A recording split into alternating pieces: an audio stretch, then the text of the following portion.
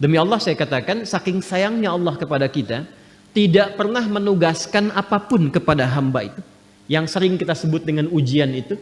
Jadi nggak mungkin setiap hamba itu diuji kalau tidak diberikan perangkat untuk menyelesaikan ujian itu. Jadi kalau sedang punya persoalan, katakan dulu pada diri kita, insya Allah saya mampu mengatasi ini. Satu. Yang kedua, setiap masalah pasti ada solusinya. Kalau dipersingkat tuh begini bahasa singkatnya, pasti selesai. Pasti selesai, insya Allah. Itu kalimat ini, dua kalimat yang mahal ini, itu memberikan pengaruh kepada jiwa tuh luar biasa. Dan itu sangat mahal, sangat mahal. Mulai detik ini diwajibkan bagi kalian menunaikan ibadah siam Ramadan. Seperti orang-orang dulu pun pernah mendapati kewajiban puasa itu. Tujuan desain dari ibadah puasa itu la'allakum tattaqun, supaya kalian mampu mengoptimalkan potensi takwa itu. Orang kalau sudah mendapatkan muttaqin statusnya dan dia berlatih dengan amalan-amalan khusus, maka Allah jamin semua gerak langkah hidupnya akan langsung dibimbing oleh Allah dan dipastikan semua aktivitasnya berdampingan dengan kesuksesan dan kebahagiaan. Ya, kalau sebelum Ramadan nggak pernah tahajud, pasca Ramadan tahajud walaupun cuma 2 rakaat witir 1, berhasil. Tinggal jaga sampai mendapatkan kenikmatannya.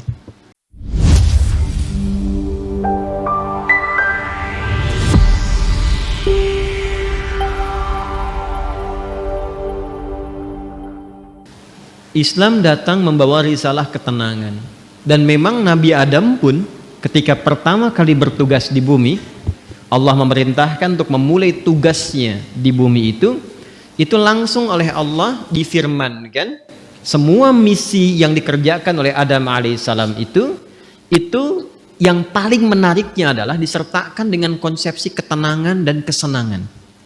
Jadi sebetulnya aktivitas dunia itu kalau kita mengikuti tuntunannya, itu prinsipnya itu tenang dan senang. Ingat itu ya, tenang dan senang. Baik. Itu ada di Quran surah kedua Al-Baqarah di ayat 38. Qulnah bitu minha jami'a fa imma ya'tiyannakum minni huda faman tabi'a hudaya fala khaufun 'alaihim wala hum yahzanun. Sekarang misi dimulai, kata Allah. Adam, Hawa turun semua ke bumi, misi dimulai. Karena Nabi Adam, kakek moyang kita, dan istri beliau Sayyidah Hawa alaihissalam, ingat ya, Allah menciptakan manusia pertama itu Adam dan Hawa, bukan Adam dan Hendra. Ingat ya, Adam dan Hawa. Jelas? Betul ya? Betul.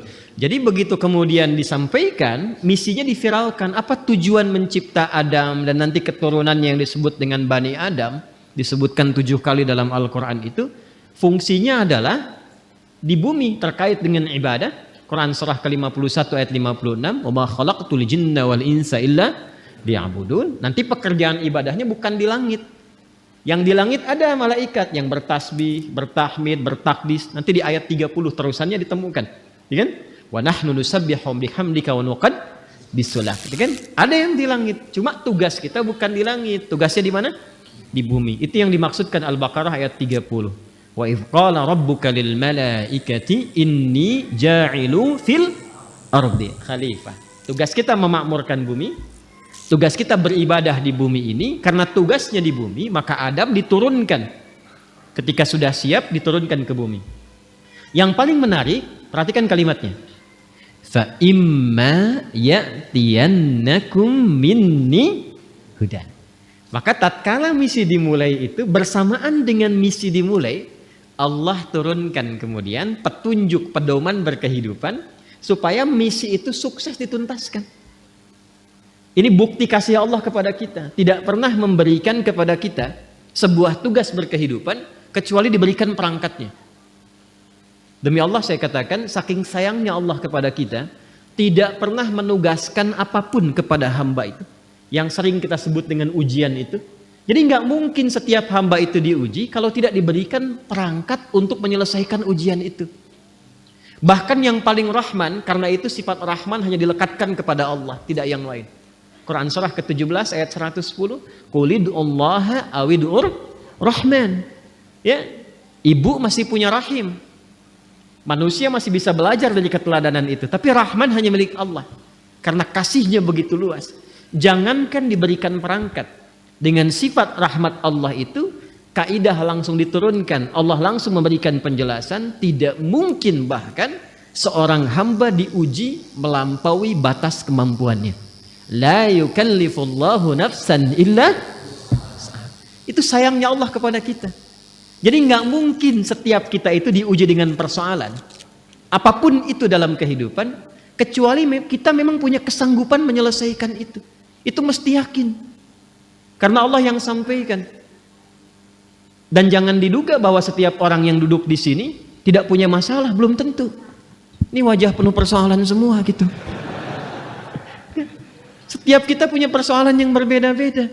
Dan mesti yakin ini kalimat pertama, dan secara psikologis ini susah ditemukan dimanapun. Itu akan memberikan ketenangan pada jiwa kita. Jadi kalau bahasa psikologinya begini, ketika ada persoalan, katakan pada diri kita, kita pasti bisa menyelesaikan ini. Itu lebih menenangkan kepada jiwa dibandingkan membuat status. Kenapa harus aku ya Allah? Gak akan selesai. Ingat ya, ujian tidak tuntas dengan menuliskan sebuah status. Tapi ujian bisa tuntas dengan membangun keyakinan kepada diri bahwa itu bisa kita sempurnakan. Lalu turunlah surah Al-Insyirah untuk memberikan kelapangan kepada jiwa. Inna ma'al usri yusra. Itu konsepsinya jelas. Jadi kalau sedang punya persoalan, katakan dulu pada diri kita, insya Allah saya mampu mengatasi ini. Satu. Yang kedua, setiap masalah pasti ada solusinya. Kalau dipersingkat tuh begini, bahasa singkatnya, pasti selesai. Pasti selesai, insya Allah. Itu kalimat ini, dua kalimat yang mahal ini, itu memberikan pengaruh kepada jiwa itu luar biasa. Dan itu sangat mahal, sangat mahal. Anda kalau konsultasi ke psikolog untuk dapat dua kalimat ini saja, berapa biaya yang dikeluarkan? Ya. Kan saya sering katakan kan, ketenangan itu kadang lebih mahal kan dibandingkan harta yang dimiliki. Orang untuk mendapatkan ketenangan itu mesti kadang merogoh kocek yang sangat luar biasa. Karena itu seringkali ketenangan itu tidak bisa dibandingkan dengan materi yang didapatkan. Masih ingat kan pertanyaan yang sering saya ajukan? Pilih mana? Kaya tapi gelisah atau miskin tapi tenang? Masih ingat 2 tahun lalu? Kaya tapi gelisah atau miskin tapi tenang? Coba. Nggak ada pilihan ketiga. Nggak mudah kan? Baik. Nah karena itu konsepsi dasar dalam kita berkehidupan itu mesti tenang. Saya kalau mengajar andanya nggak tenang, nggak mungkin pelajaran bisa disampaikan. Saya pun kalau sedang tidak tenang, nggak mungkin bisa menyampaikan materi dengan baik. Ketenangan itu penting. Karena itulah ketika Adam mulai diturunkan ke bumi kalimatnya. Faman tabi'a hudaya fala khaufun. Fala khauf itu tidak ada kegelisahan. Apa lawannya gelisah? Tenang. Jadi konsepsi dasar keberhidupan di bumi itu sesungguhnya penuh dengan ketenangan. Dasarnya itu. Kapan ketenangan itu tiba? Faman tabi'a hudaya. Ketika petunjuknya diikuti.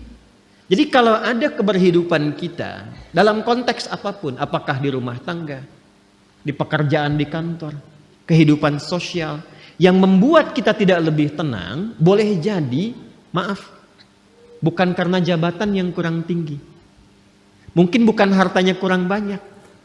Bukan karena gelar belum banyak terkumpul. Boleh jadi interaksi kita dengan pedoman yang telah Allah tetapkan itu belum tinggi.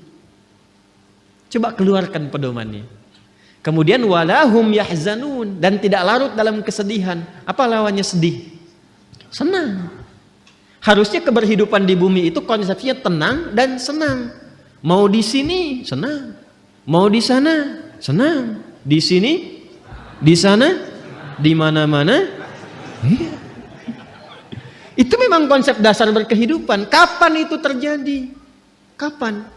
Bukan untuk disyairkan, dilirikan, tapi untuk dikaji. Ketika faman tabi'a hudaya, ketika pedoman itu diikuti. Karena itu, saking rahmannya Allah kepada kita dari sejak generasi Adam alaihissalam, kemudian berganti berketurunan. Adam, Hawa menyatu melahirkan keturunan. An-Nisa ayat yang pertama, Ya ayyuhan nasu taqu yarhamukallah rabbakumul ladzi khalaqakum min nafsin wahidah wa khalaqa minha wa batha minhuma rijalan katsiran wa nisaa wattaqullaha alladzi tasaaluna bihi wal arham innallaha kana 'alaikum raqiba. Adam, Hawa, Quran surah 4 ayat 1 menyatu melahirkan keturunan lelaki dan perempuan. Lalu menyebar semuanya ini. Berbeda-beda tempat. Ya, boleh jadi beda RT, beda RW, beda kecamatan sampai beda benua. Bahkan sukunya bisa tidak sama. Dalam bahasa Arab perbedaan komunitas disebut dengan sya'bun, jamaknya disebut syu'ubun. Suku disebut dengan qabilah, jamaknya qabail. Maka turun Quran surah ke-49 ayat ke-13. Ya ayyuhan nasu, hei semua manusia yang berinteraksi dalam kehidupan. Jadi kalau disebutkan nas itu sifat manusia yang punya sifat sosial, akan butuh orang lain. Pasti berinteraksi. Kata Allah, hei semua manusia tanpa kecuali, yang dekat, menengah ataupun jauh. Jadi yang merasa dekat dengan orang lain, dekat dengan Allah, atau menengah ataupun tinggalnya di tempat yang jauh. Karena ia itu panggilan disebutkan 361 kali dalam Al-Quran, memanggil dengan semua jarak. Ayyunya munada, haknya tanbih.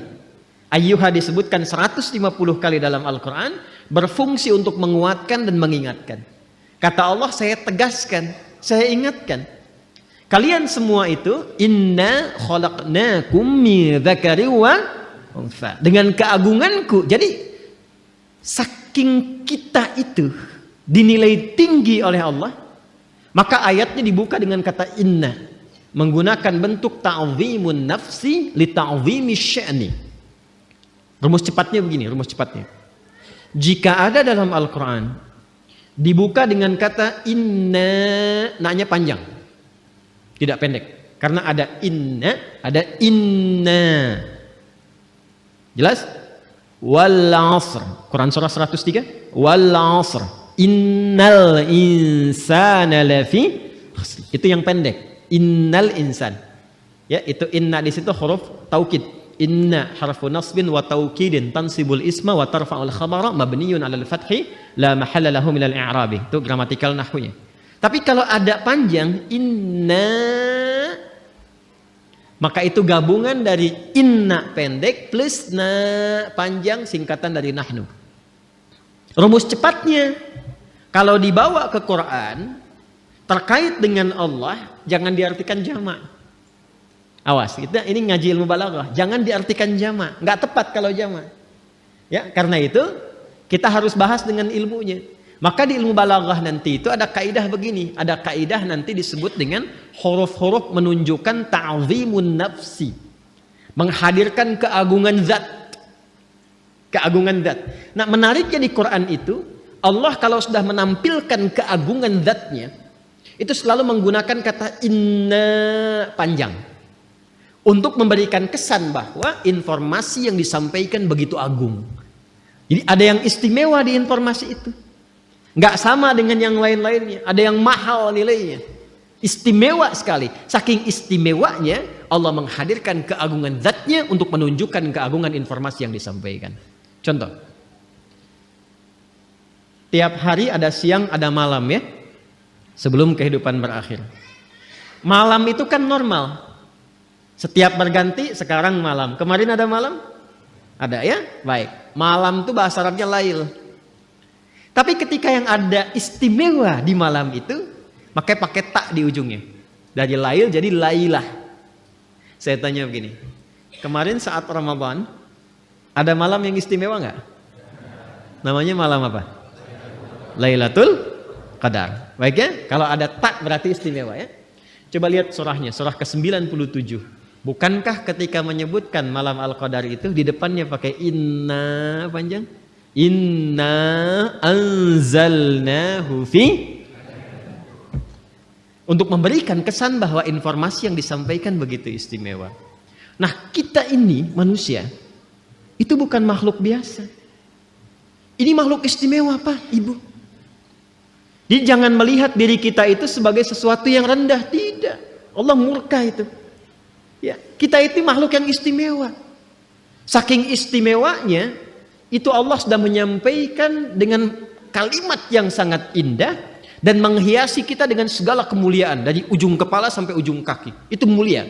Buka Quran surah ke-17 Al-Isra ayat ke-70. Walaqad karramna bani Adam. Tuh, ada lam, ada qad. Lamnya taukid, qadnya tahqiq. Ya, jadi qad itu bisa tahqiq, bisa takrib, bisa taukid. Walaqad karramna, dan aku tegaskan kata Allah, aku jamin. Dengan keagunganku kata Allah, aku berikan semua sifat-sifat kemuliaan pada semua anak cucu Adam. Jadi dari ujung kepala sampai ujung kaki itu kita itu mulia. Ingat, harus paham ini ya. Saking mulianya kita ini dijaga oleh Allah supaya semua bagian tubuh kita itu tidak berinteraksi dengan segala yang bersifat hina. Karena itu semua fungsi tubuh kita harus digunakan pada yang baik-baik, pada yang mulia-mulia. Untuk itulah kenapa ada ayat turun membimbing tentang bagaimana cara menatap. Jadi melihat saja diatur. Kalau binatang kan tidak diatur. Coba lihat, monyet kan segera dilihat kan? Halo? Kenapa jadi tegang begini? Coba keragunan. Lihat monyet. Monyet segala dilihat kan? Apa saja dilihat? Pisang dilihat. Kacang dilihat. Antum dilihat. Ibu-ibu mau pakai jilbab, mau nggak pakai jilbab, dilihat juga. Mau yang ada aurat, yang terbuka aurat, yang tertutup, dilihat juga. Itu siapa? Monyet. Saya ulang, itu siapa? Monyet. Jangan disalahkan. Ada ibu-ibu lewat misalnya aurat terbuka, dilihat. Wih, haram, nggak bisa, monyet kok. Karena kita bukan monyet, kita bukan binatang, maka diatur. Penglihatannya diatur. Jangan melihat yang tidak mulia kata Allah. Karena matamu itu mulia. Maka turunlah Quran surah Cahaya. Surah 24. Ayat 30 untuk laki-laki. Ayat 31 untuk perempuan. Qul mu'minina yaghuddu min absar. Wa qul mu'minati yaghuddna min absar. Kata Allah, kamu itu makhluk mulia. Karena itu pandanganmu pun harus mengarah pada yang baik saja. Ketika yang dipandang itu nggak bagus, palingkan. Ghaddul basar itu bukan nggak boleh lihat. Ketika yang dilihat tidak layak, jangan dilihat. Gambar-gambar yang tidak elok, jangan dilihat. Tontonan yang tidak bagus, jangan dilihat. Proyek yang bukan punya Anda, jangan dilihat. Alas kaki keluar dari sini bukan punya Anda, jangan dipaksakan dilihat-lihat. Paham? Kenapa? Karena kita itu mulia, maka muncul hukum haram. Haram itu akarnya seakar dengan kata hormah. Diserap ke dalam bahasa Indonesia menjadi hormat. Hormat itu dari bahasa Arab. Asalnya hukum haram itu, ini dasarnya filosofinya, maknanya. Kenapa hukum haram ini muncul? Dasarnya bukan ingin membatasi manusia beraktivitas, bukan. Tapi Allah menginginkan kehormatan kita terjaga. Jangan dilakukan. Kalau kamu mengerjakan ini, kehormatan kamu runtuh di hadapan Allah dan manusia. Coba silahkan cek. Kalau ada orang mencuri dan diketahui mencuri dipublikasikan, kehormatannya runtuh tidak? Runtuh. Pezina diketahui, runtuh. Membegal, pencuri, perampok, koruptor, terbuka, runtuh. Allah tidak ingin. Allah tuh sayang dengan kita. Jangan sampai terjadi. Jadi tidak harus semua dilihat. Yang melihat semuanya tanpa batasan, siapa? Jadi kalau ada manusia ingin selalu melihat tanpa ada batasan, ya patut dipertanyakan, di mana nilai kemanusiaannya? Jelas sampai di sini? Ini gambaran ujung kepala sampai dengan ujung kaki. Jadi Allah tuh saking sayangnya, satu, menginginkan kita selalu tenang, senang, menginginkan kita terhormat. Jadi kurang sayang apa lagi? Kurang sayang apa lagi? Nah, dan yang paling menarik adalah ketika kita terlahir ke muka bumi ini, diberikanlah kemudian bekal-bekal untuk mendapatkan itu semua. Ini karena edisi spesial, saya akan menggali ini saja, karena ini sekaligus yang memberikan sebuah petunjuk langsung dari Al-Quran dan hadis-hadis Nabi Muhammad SAW apakah puasa kita betul-betul sudah mendapatkan penerimaan di sisi Allah atau belum? Saya tidak ingin mengatakan tidak. Saya lebih senang memilih kata belum. Karena sepanjang kita masih berkehidupan, kita masih bisa membuktikan bahwa kita layak mendapatkan Ramadan di pertemuan yang lalu. Untuk mendapatkan ketenangan tadi, kenyamanan tadi, keterjagaan tadi, maka sejak manusia terlahir diberikanlah fitrah berkehidupan, ditanamkan dalam jiwanya yang akan menjaga dia tetap dalam status yang terhormat di hadapan Allah. Itulah potensi fitrah yang disebut dengan takwa. Maka turunlah Quran surah ke-91 di ayat 7 sampai dengan ayat 10. Wa nafsin wa ma sawwaha, dan demi jiwa setiap manusia yang disempurnakan penciptaannya, fa'alhamaha fujuraha wa taqwa, maka demi menyempurnakan itu ditanamkanlah pada dirinya fitrah, potensi-potensi kebaikan, yaitu satu katalisnya namanya fujur, dan inti hidup berkebahagiaan itu yang disebut dengan takwa. Tugas kita adalah mengoptimalkan fitrah potensi takwa ini. Jadi kalau kita bisa keluarkan itu, naik cahayanya, naik ke mata, itu mata tidak akan pernah menatap kecuali yang baik-baik saja. Turun ke lisan orang yang sudah punya takwa, itu lisannya akan terjaga. Tidak pernah dia bertutur kecuali yang mulia saja, sampai ke ujung kaki. Dan menariknya, selama kita menunaikan ibadah siam itu, puasa Ramadan, seluruh ibadahnya, siang, malamnya, subuhnya, sorenya, itu desain ibadahnya semua untuk mengoptimalkan potensi takwa kita. Karena itulah ketika turun perintah puasa di Al-Baqarah ayat 183, maka ditutuplah di akhir ayatnya dengan apa yang tadi kita utarakan. Ya ayyuhalladzina amanu kutiba alaikumus siyam kama kutiba alal ladzina min qablikum la'allakum tattaqun. Hei semua orang yang telah menyatakan beriman kepada Allah, mulai detik ini diwajibkan bagi kalian menunaikan ibadah siam Ramadan seperti orang-orang dulu pun pernah mendapati kewajiban puasa itu. Tujuan desain dari ibadah puasa itu la'allakum tattaqun, supaya kalian mampu mengoptimalkan potensi takwa itu. Kalau sudah jadi mendapati bagian dari takwa itu, maka berubah nanti namanya. Kalau sendiri disebut taqi, kalau jamak disebut muttaqin. Kalau jamak disebut apa? Muttaqin. Orang kalau sudah mendapatkan muttaqin statusnya dan dia berlatih dengan amalan-amalan khusus, maka Allah jamin semua gerak langkah hidupnya akan langsung dibimbing oleh Allah dan dipastikan semua aktivitasnya berdampingan dengan kesuksesan dan kebahagiaan. Itu konsepsi dasar di ayat 2 sampai dengan 5 di surah Al-Baqarah. Dzalikal kitabu la raiba fihi hudal lil muttaqin. Siapa muttaqin itu? Ayat 3-nya. Alladzina yu'minuna bil ghaib. Baik, latihannya. Wa yuqimunas wa mimma razaqnahum walladzina yu'minuna bima unzila ilaihi wa ma unzila min wa bil akhirati hum yuqinun. Lihat, ulaika ala hudam rabbihim wa ulaika humul muflihun. Langsung ke ayat 5. Mereka itulah orang-orang yang akan selalu diberikan bimbingan oleh Allah dalam setiap langkah hidupnya. Tidak ada yang paling indah kecuali mendapatkan bimbingan Allah. Hidayah itu coba citrakan sebagai bimbingan. Ya, betul petunjuk dalam bahasa Arab. Petunjuk betul. Tapi petunjuk itu kalau kita tarik lebih dekat jadi terbimbing kita kan? Bimbingan dalam berkehidupan. Ada orang-orang yang selalu dibimbing Allah. Lisannya bertutur dibimbing, bekerjanya dibimbing, dan itu mahal. Ada orang yang ingin mendapatkan itu sampai rajin tahajud. Kan diantara manfaat tahajud itu kan mendapatkan bimbingan Allah. Ya, Quran surah ke-17 masih ingat?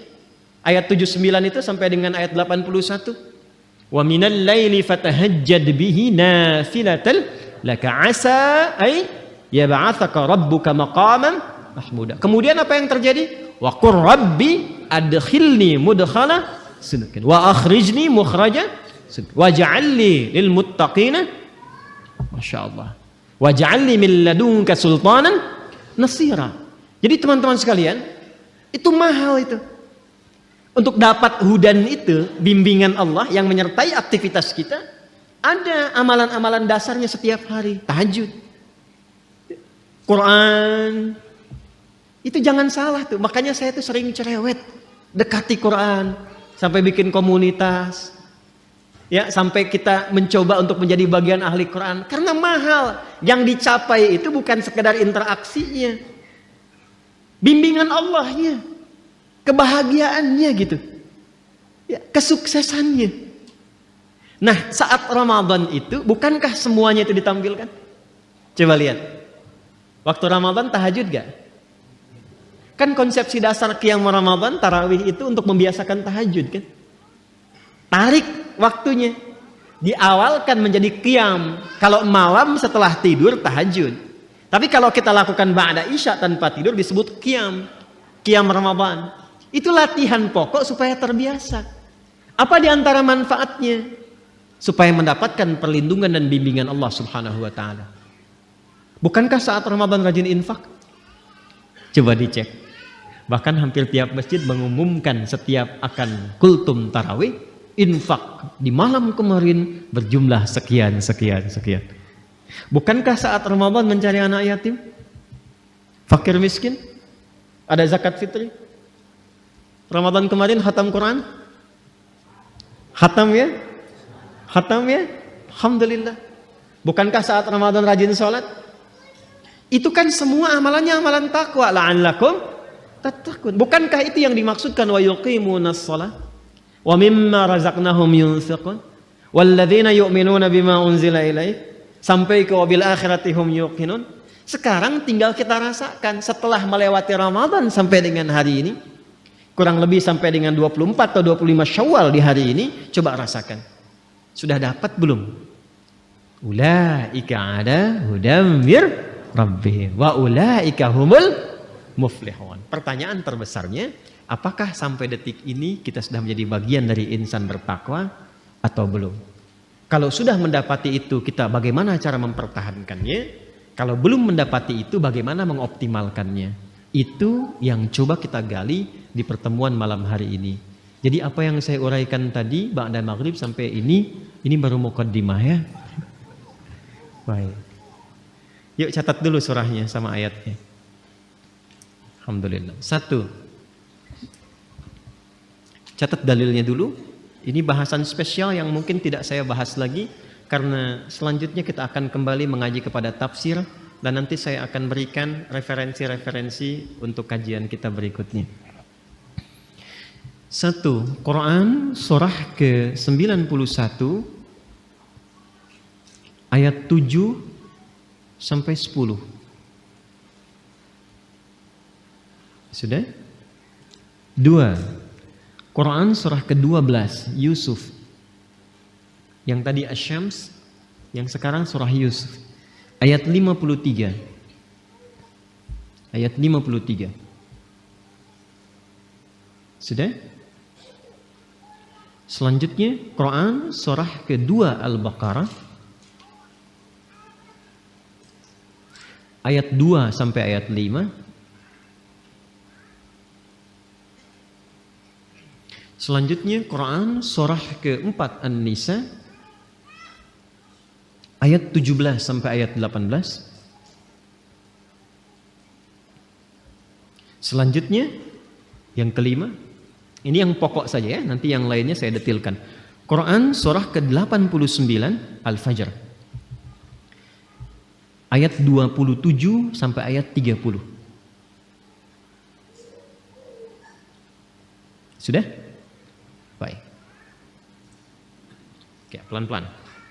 Ini baru sampai sakaratul maut. Kita teruskan sampai lewat itu ya, sampai ke akhiratnya ya. Baik, sayang kalau sampai sakaratul maut kan itu kan ada panggilan surganya tuh. Ya ayat Tuhan nafsul mutmainnah, irji'i ila rabbika radiyatan fadkhuli fi wadkhuli jannahnya yang mana gitu kan. Nah, kita turunkan dulu. 1. Teruskan 6 berarti ya. 6. 3 aja ya. Kan ada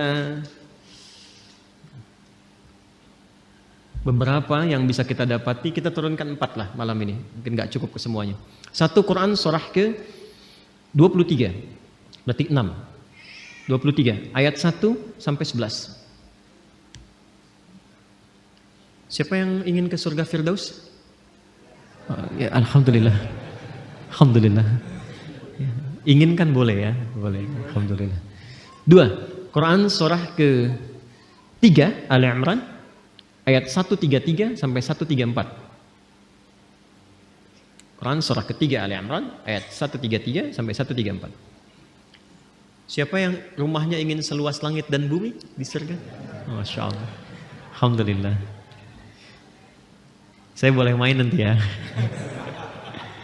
3 Quran surah ke 51 ayat 15 sampai dengan 23. Siapa yang rumahnya pengen di taman surga?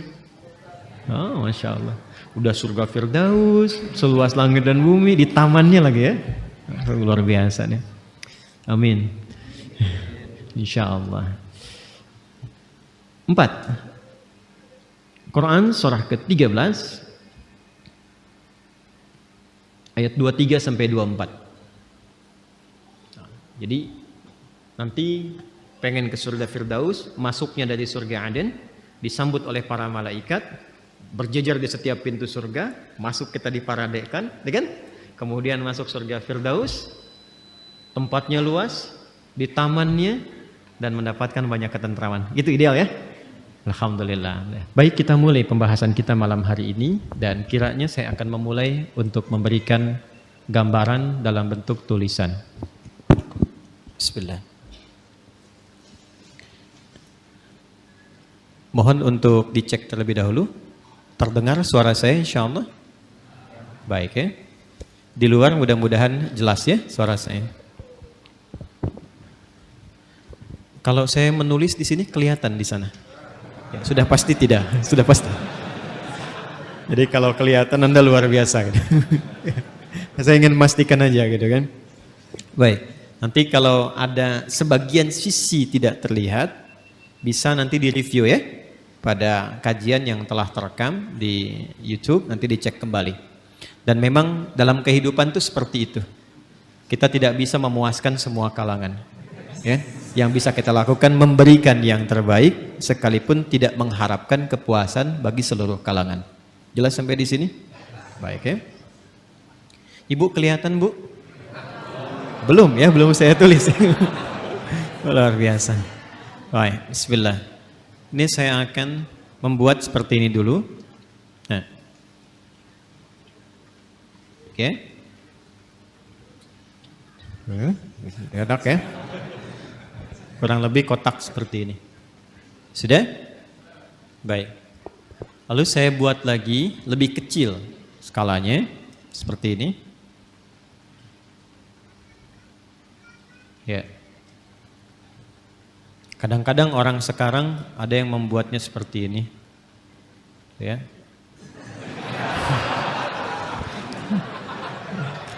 Kita hapus saja ya. Jangan menggoda, saya sudah berkeluarga. Dah, oh susah dihapus rupanya. Memang kalau hati sudah tersakiti agak sulit untuk dikembalikan. Dah. Ya sudahlah, ini bagian yang terakhir. Ini takin begini. Ya, baik. Gambar apa ini? Sudah ya? Baik, lihat baik-baik sekarang. Sekarang baru akan saya berikan namanya. Kotak besar, bagian terluar, tak tuliskan dengan nama Sadrun. Sadrun, Sad, Dal, Ra. Jamaknya Sudur. Sudah? Tenang, pelan-pelan dulu. Saya tes ya. Kotak besar bagian terluar diberi nama dengan apa? Sadrun. Jamaknya apa? Sudurun. Di dalam kotak ini ada yang skalanya lebih kecil. Yang kedua ini, setelah kotak yang besar, di dalamnya ada lagi Ini ilustrasi saja ya. Saya buat kotak lagi, diberi nama qalbun. Qalbun. Jamaknya qulubun. Namanya qalbun, jamaknya apa? Qulubun. Baik. Pelan-pelan. Di dalam kotak ini ada yang paling kecil. Ingat, ada 3 ya. Ada 3. 1 sodrun, jamaknya sudurun. Kedua qalbun, jamaknya qulubun. Yang paling dalam ini namanya nafsun. Nafsun.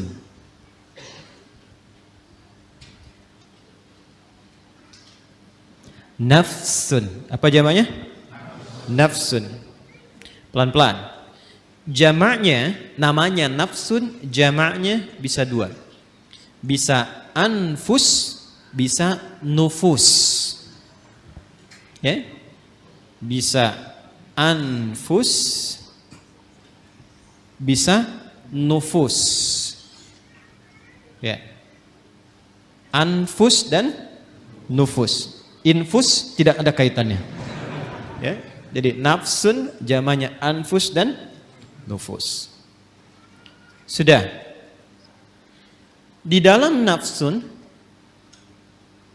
ini ada 2 fitrah yang Allah tanamkan dalam jiwa kita. Dan ini inti kehidupan kita ada di sini.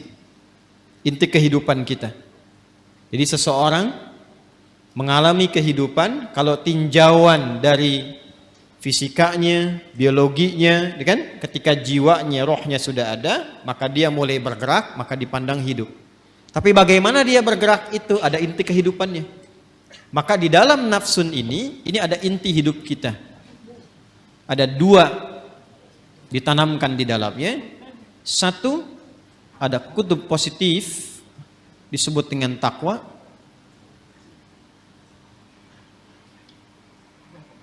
Ada lawan dari sini, terlihat sekilas lawan.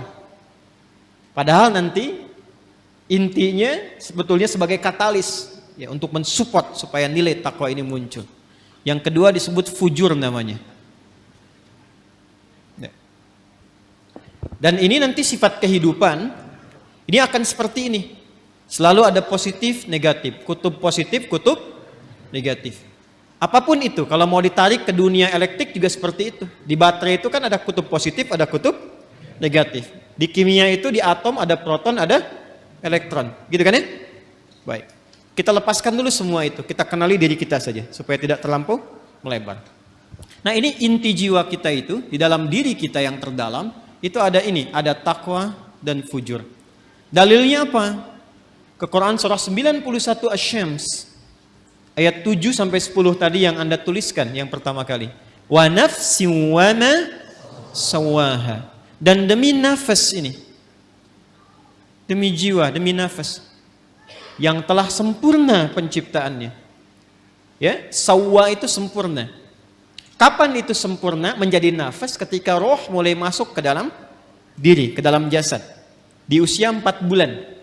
Jadi usia 4 bulan itu roh ditiupkan menyatu ke dalam jasad. Pelan-pelan. Dari mana taunya? Nanti dibuka hadis Nabi Muhammad SAW. Kalau paling mudah mungkin lihat saja Al-Arba'in, kan lebih mudah diakses ya. Hadis nomor keempat dari sahabat Abdullah bin Mas'ud radhiyallahu taala anhu. An Abi Abdurrahman Abdullah bin Mas'ud radhiyallahu taala anhu. Qala Rasulullah sallallahu alaihi wasallam wa huwa sadiqul masduq. Inna ahadakum yujma'u fi batni ummihi 40 yawman nutfah. Thumma yakunu mithla dhalika 'alaqa, thumma yakunu mithla dhalika mudghah. Thumma yursalu ilaihi al-malak fayanfukhu fihi ruh. Jadi setiap kita anak cucu Adam dicipta oleh Allah, berproses dalam rahim ibundanya itu 40 hari pertama proses percampuran antara spermatozoa dengan ovum. 40 hari kedua membentuk zigot. Mulai menempel di dinding rahim, mulai berproses. 40 hari ketiga menjadi mudghah, sebentuk daging keratan. Mulai ada bentuknya di 40 hari ketiga ini, baru kemudian diutus malaikat untuk meniupkan roh dengan izin Allah Subhanahu wa taala. 40 hari ketiga, 40 hari dikali 3, berapa jumlahnya? 120 hari. Kalau 1 bulan itu kita genapkan misal 30 hari, 120 bagi 30 berapa? 4. Maka bertemu 4 bulan. Jadi ketika ada seseorang mengandung, seorang ibu misalnya, maka usia 4 bulan kandungan itu roh ditiupkan. Sudah ada roh tertanam. Dan nanti amalannya sudah beda, ingat. Antara roh belum masuk dengan roh sudah masuk, itu berbeda amalannya. Nanti supaya tidak melebar, lain waktu kita bisa buat kurikulum tersendiri tentang itu. Ayatnya ada semua. Ada semua. Jadi apa amalan suami istri, amalan suami, amalan istri, amalan suami terkait nafkah, ada. Jangan sampai membawa sesuatu yang haram. Dibawa ke rumah, diolah oleh istri, dimakan, masuk ke kandungan. Janin itu kasihan. Belum terlahir sudah mengonsumsi yang haram, itu bahaya itu. Bahaya. Dan nanti mengembalikannya nggak mudah. Ya, yuk pelan-pelan. Kembali ke sini. Nah, usia 4 bulan kandungan ditiupkan roh. Di situ kemudian terjadi dialog kita untuk berkomitmen menuhankan Allah. Nanti ada diabadikan di Quran surah ke-7 Al-A'raf ayat 172. Tadi saya berjanji detailnya tidak saya tuliskan dulu. Ini untuk melengkapi apa yang tadi disampaikan.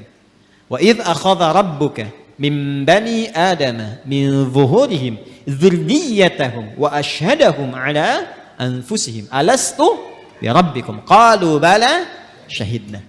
Jelas sampai sini? Nah, ini usia 4 bulan kandungan. Ketika roh ditiupkan, menyatu kemudian dengan jasad, maka berubah nanti namanya menjadi nafas. Jelas? Berubah menjadi apa? Nafas. Dari sini kemudian muncullah tanda-tanda keberhidupan. Makanya diserap ke dalam bahasa Indonesia dengan nafas. Seseorang dikatakan hidup bila masih ada tanda-tanda nafas. Itu dalam bahasa Indonesianya. Paham sampai sini? Nah, ketika sempurna itu, dari mana taunya? Roh masuk ke dalam fisik, kemudian sempurna penciptaan jadi nafas ini. Nanti lihat di Quran surah ke-15 ayat 28. Quran surah 15 Al-Hijr ayat ke-28.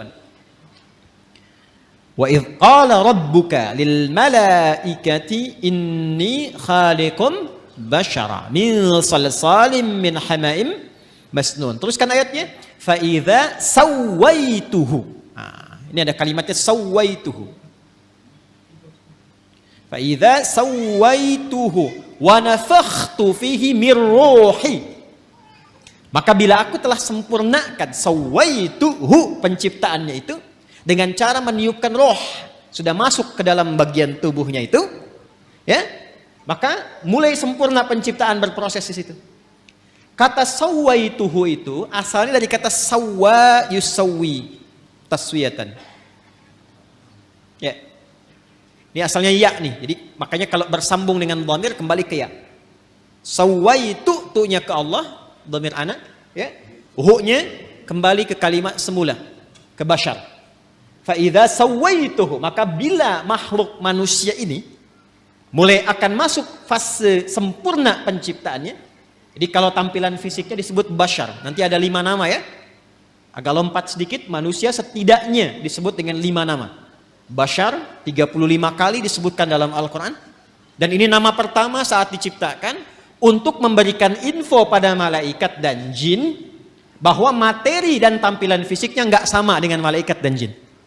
Di malaikat diciptakan duluan, baru kemudian jin. Kalau malaikat dari cahaya, kalau jin dari api, bukan sekedar api. Ya, api yang menyambar-nyambar. Makanya ayat 27-nya disebutkan jin dulu. Quran surah ke-15 ayat 27 itu jin dulu. Wal janna khalaqnahu min qablu min naris samum. Dan kalangan jin itu diciptakan sebelum manusia, bahan dasarnya api yang menyambar-nyambar, menyala. Manusia beda, disebut dengan bashar, menunjuk pada tampilan kulit yang halus, secara fisikal beda dengan malaikat dan jin. Ini kata dasarnya sawwa nih. Ya, sempurna. Jadi ketika disebut sempurna itu kalau rohnya sudah masuk ke dalam jasad. Ketika masuk itu menjadi nafas. Dari mana taunya? Tafsir ke Quran surah 91. Ayat 7 itu sampai dengan 8. Wa nafsin wa ma Sawwaha. Dapat sawanya nih. Ya. Dan demi nafas yang telah sempurna, tertanam, sempurna, tercipta dalam jiwa itu, menyatu ke dalam tubuh kita itu, maka ketika sempurna itu terjadi, diilhamkanlah fa'alhamaha fujuraha wa taqwaha. Nah, jadi dalam jiwa setiap kita yang hidup itu ada inti kehidupan. Intinya di sini. Fokus ini ya. Ini yang paling penting. Intinya ini, takwa ini. Jadi generator hidup kita itu ada di jiwa takwa. Kutub positifnya. Sederhananya, bahasa singkatnya, ini kalau kita gali terlalu panjang nanti, kecuali kalau mau ngaji sampai subuh. Mau sampai subuh di sini? Silakan, saya jam 9 selesai. Ini yang panjang nih, karena harus membahas 115 kata dalam Al-Quran. Nanti takwa disebutkan 115 kali dan derivasinya. Lawannya nafsu 115. Jadi kalau mau bahas itu, mungkin bisa sampai subuh yang 2 hari ke depannya. Takwa secara singkatnya saja, adalah akumulasi setiap sifat-sifat kebaikan. Dalam istilah Al-Quran, sifat baik itu seringkali ditampilkan dengan diksi atau dengan kata khair namanya. Khair. Wah, ini kalau ngajinya agak dalam, agak panjang kita. Khair. Ada baik secara fisik, jasmaninya bagus, sehat, baik. Itu biasanya orang Arab menyebut dengan kata thayyib. Thayyib. Kata thayyib pertama ada di Al-Baqarah ayat 168. Ya ayyuhan nasu kulu mimma fil ardi halalan thayyiban. Jadi kalau kita mau makan, kata Al-Quran, coba cari bahan makan itu, bahan dasarnya dengan cara yang legal. Jangan melanggar hukum. Jangan mencuri, jangan korupsi, jangan merampok, membegal, mengambil hak orang lain, jangan dilakukan. Kalaupun sudah dapat dengan cara yang halal, maka cari yang dikonsumsi itu yang menyehatkan untuk tubuh. Jadi tidak semua yang diinginkan itu mesti dimakan. Ini satu kalimat ini kalau benar dipraktekkan, insya Allah tubuh kita itu sehat.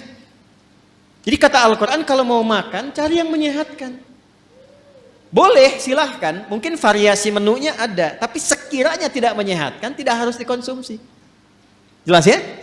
Itu indah sekali, sehingga membuat tampilan fisik kita itu sehat. Sambal bagus, tapi sambal 1 baskom tidak bagus. Membuat fisiknya sehat, kuat, itu namanya apa? Thayyib. Tapi kan tidak semua yang fisiknya sehat itu sifatnya juga sehat. Kan ada orang-orang yang tampilannya bagus, rapi, bersih, fisiknya kuat, tapi sifatnya kan nggak baik juga. Kan ibu tahu ya, Bang Thayyib itu. Dia kan sehat sebetulnya kan, fisiknya kuat, tapi 2 kali puasa, 2 kali lebaran, pulang. Ada apa itu? Sekarang banyak yang fisiknya bagus, berdasi, berjas, tapi pencuri juga, ya, penipu juga.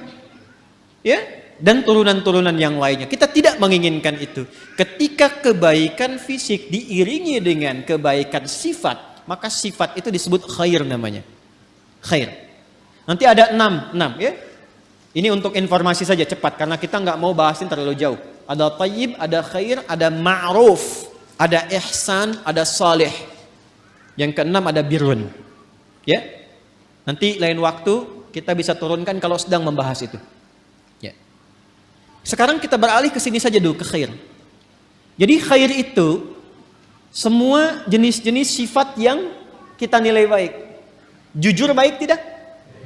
Itulah khair. Sabar baik? Baik, sabar. Rendah hati, tawadhu. Jadi semua sifat-sifat baik itu ada di sini. Karena itu yang paling menarik, masyarakat di zaman jahiliyah yang kehilangan sifat-sifat baik itu, sehingga seakan tidak mengenal sifat baik. Yang kaya ada, tapi karena tidak kenal sifat baik, kekayaannya digunakan pada yang tidak baik. Yang pintar ada, tapi karena tidak mengenal sifat baik, kepintarannya digunakan untuk berbuat yang tidak baik. Karena itu di zaman jahiliyah komplit semua. Pezina banyak, Pemabuk ada. Pembegal komplit, bahkan sekampung begal semua ada di kota Ghifar itu. Ya, ada semuanya. Tapi ketika Allah Subhanahu wa taala menghendaki memilih Rasulullah sallallahu alaihi wasallam, memberikan pencerahan, membawa risalah rabbaniyah dengan Al-Qur'an itu, maka alhamdulillah berhasil merubah, mentransformasikan dari masyarakat jahiliyah, dikenalkan sifat-sifat baik lewat Quran itu. Ditunjukkan, dibimbing.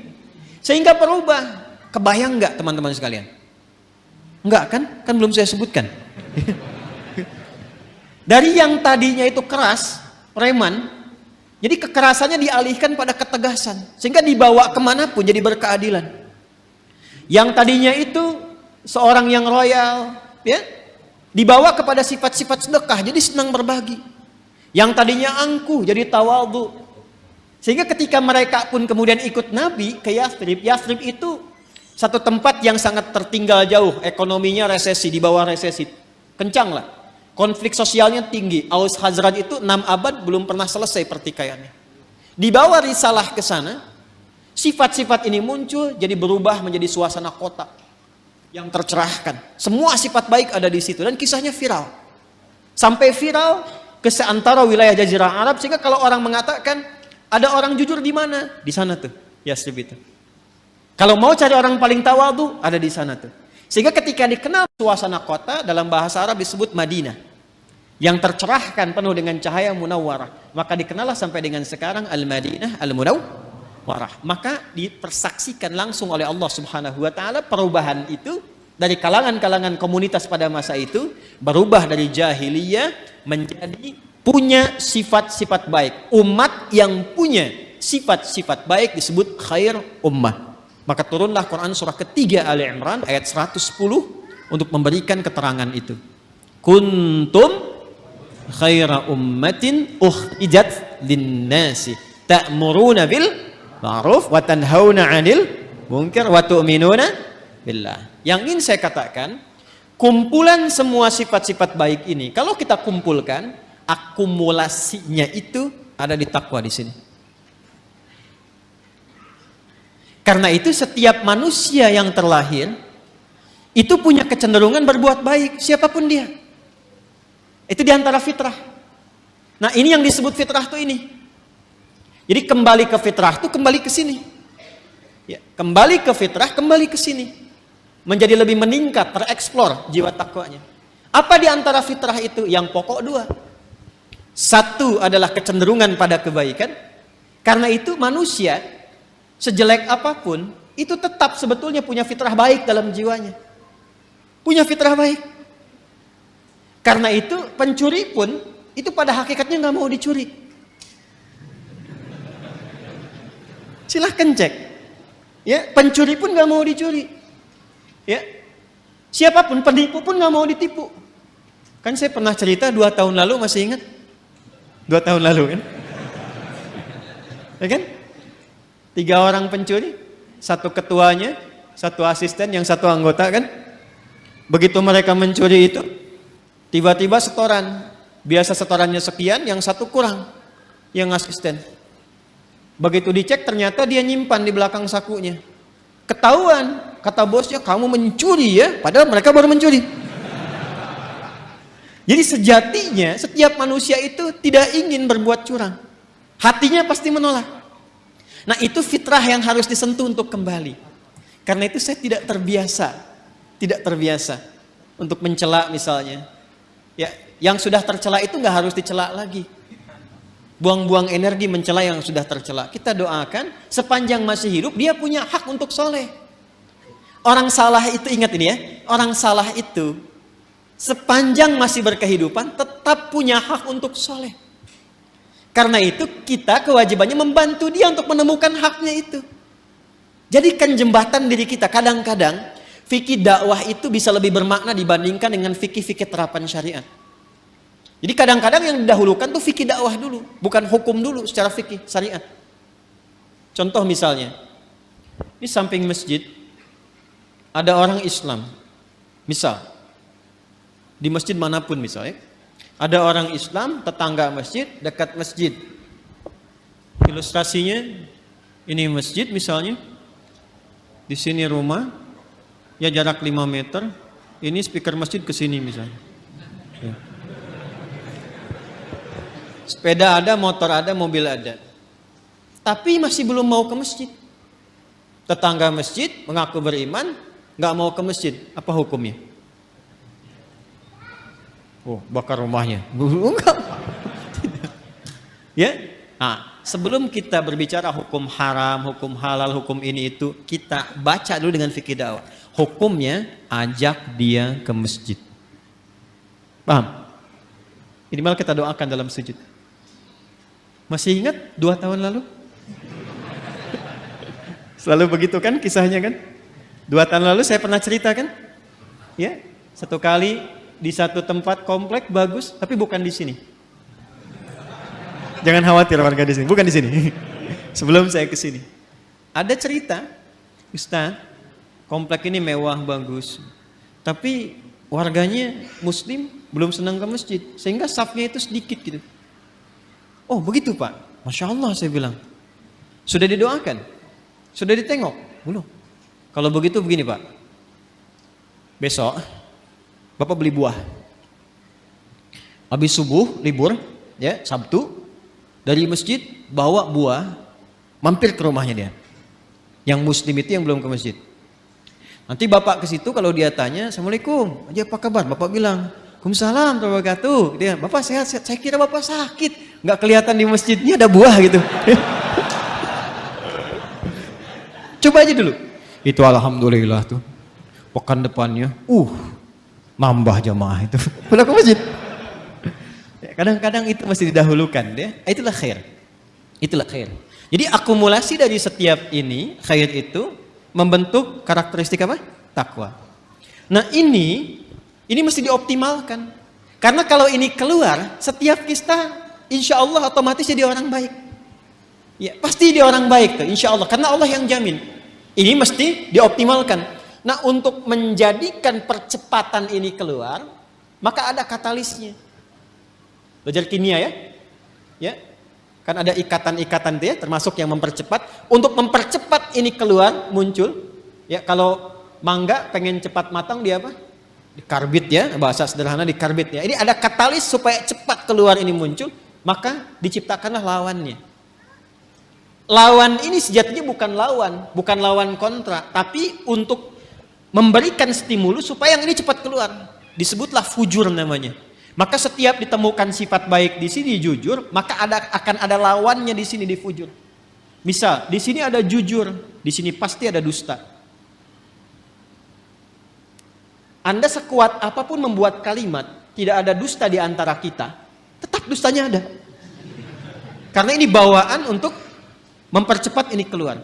Sabar di sini ada amarah. Tawadu, rendah hati di sini ada sombong.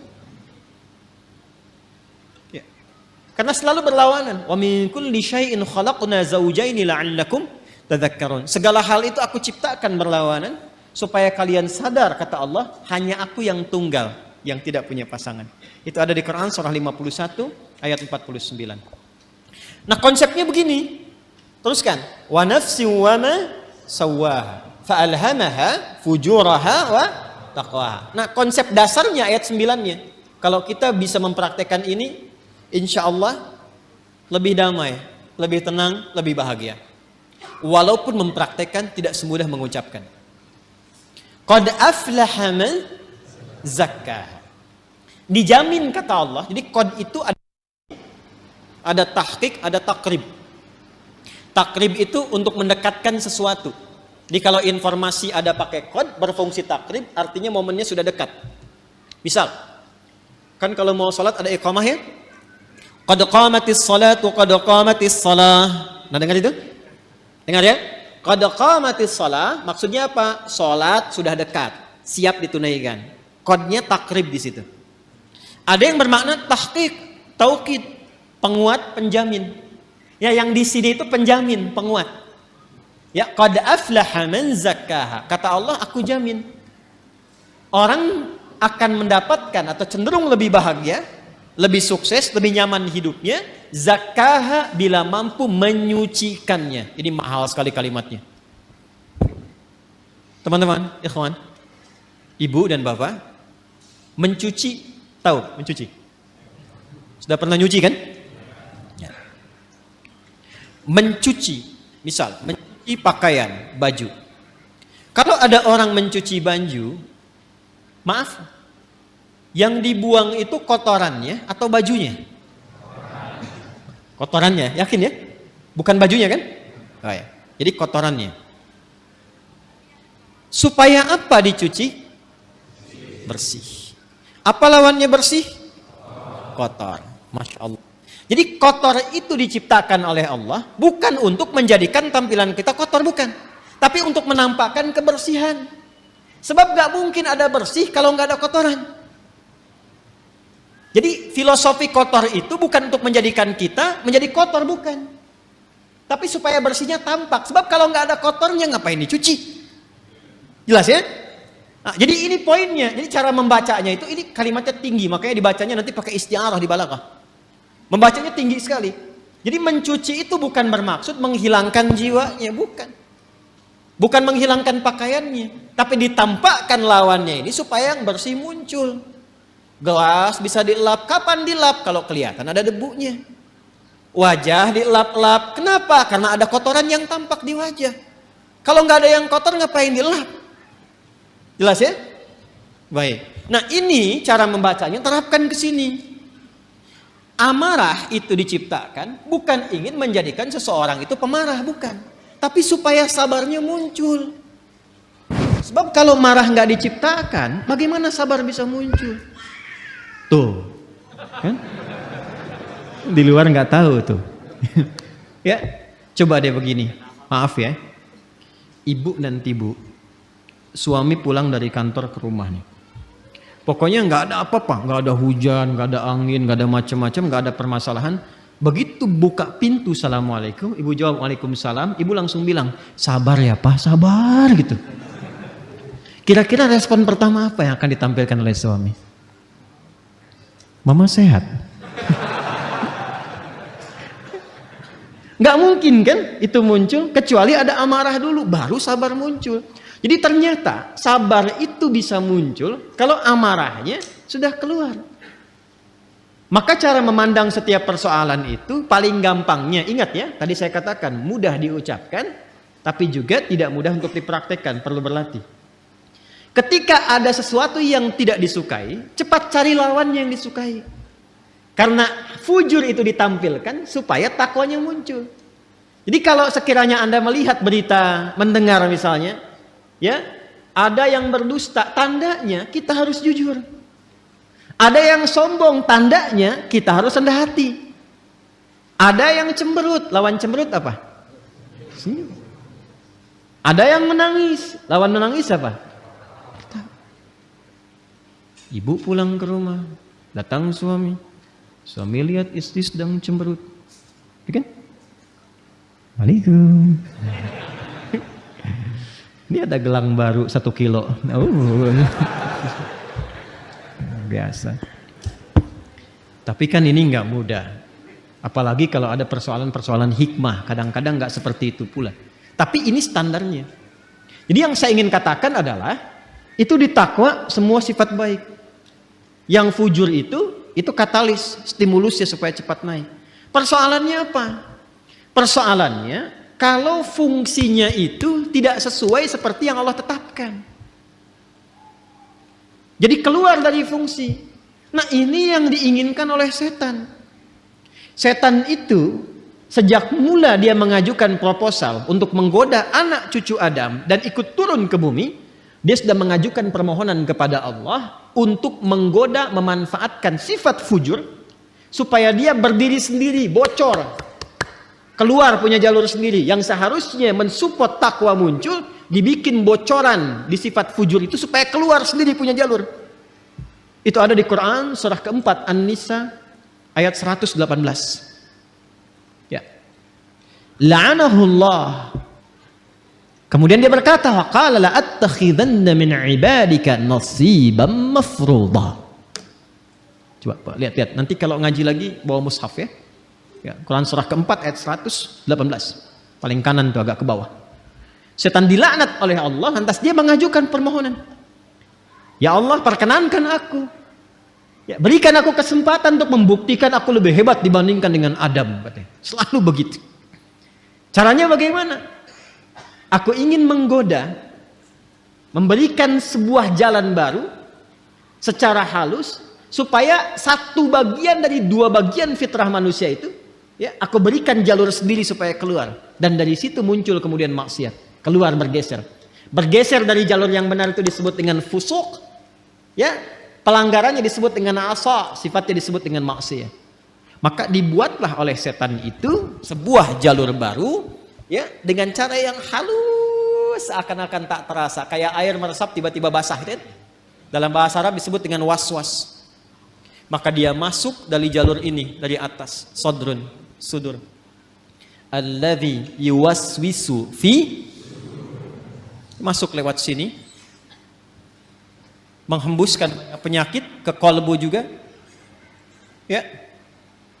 Kemudian tembus ke sini ke nafas, jalurnya ke sini ke fujur. Perhatikan, fokus baik-baik. Yang seharusnya bersifat begini menjadi katalis, dibikin jalur sendiri keluar ke sini. Sehingga apa? Ini amarah yang seharusnya mensupport sabar, dia keluar sendiri ke sini. Ya, kalau bahasa apa Rusianya tuh ujuk-ujuk, ya. Ya. Ujuk-ujuk marah aja gitu, ya. Ini ke sini nih. Jadi ini keluar nih. Jadi kalau dia keluar sendiri, akhirnya menjadi sifat mandiri yang jelek, yang buruk. Ya, yang buruk. Sesuatu yang buruk itu dalam bahasa Arab disebut dengan su namanya. Apa? Su. Jadi ini mandiri, di keluar nih, dusta keluar sendiri, amarah keluar sendiri. Maka dia keluar dari fujur ini kepada nafas. Keluarlah dari sini ini su. Jadi setan memberikan waswas, memerintahkan tuh ammar. Ya, kalau memerintahkan kepada sifat ammarah berkali-kali terus begitu. Maka muncullah Quran surah ke-12 Yusuf ayat 53. Tadi Anda tuliskan. Ya. Untuk menggambarkan itu, wa ma ubarni'u nafsi innan nafsa la ammaratum bisu illa ma rahima rabbi. Aku nggak bisa menilai diriku itu orang suci. Fala tuzakku anfusakum. Jangan menilai diri kita suci, tidak.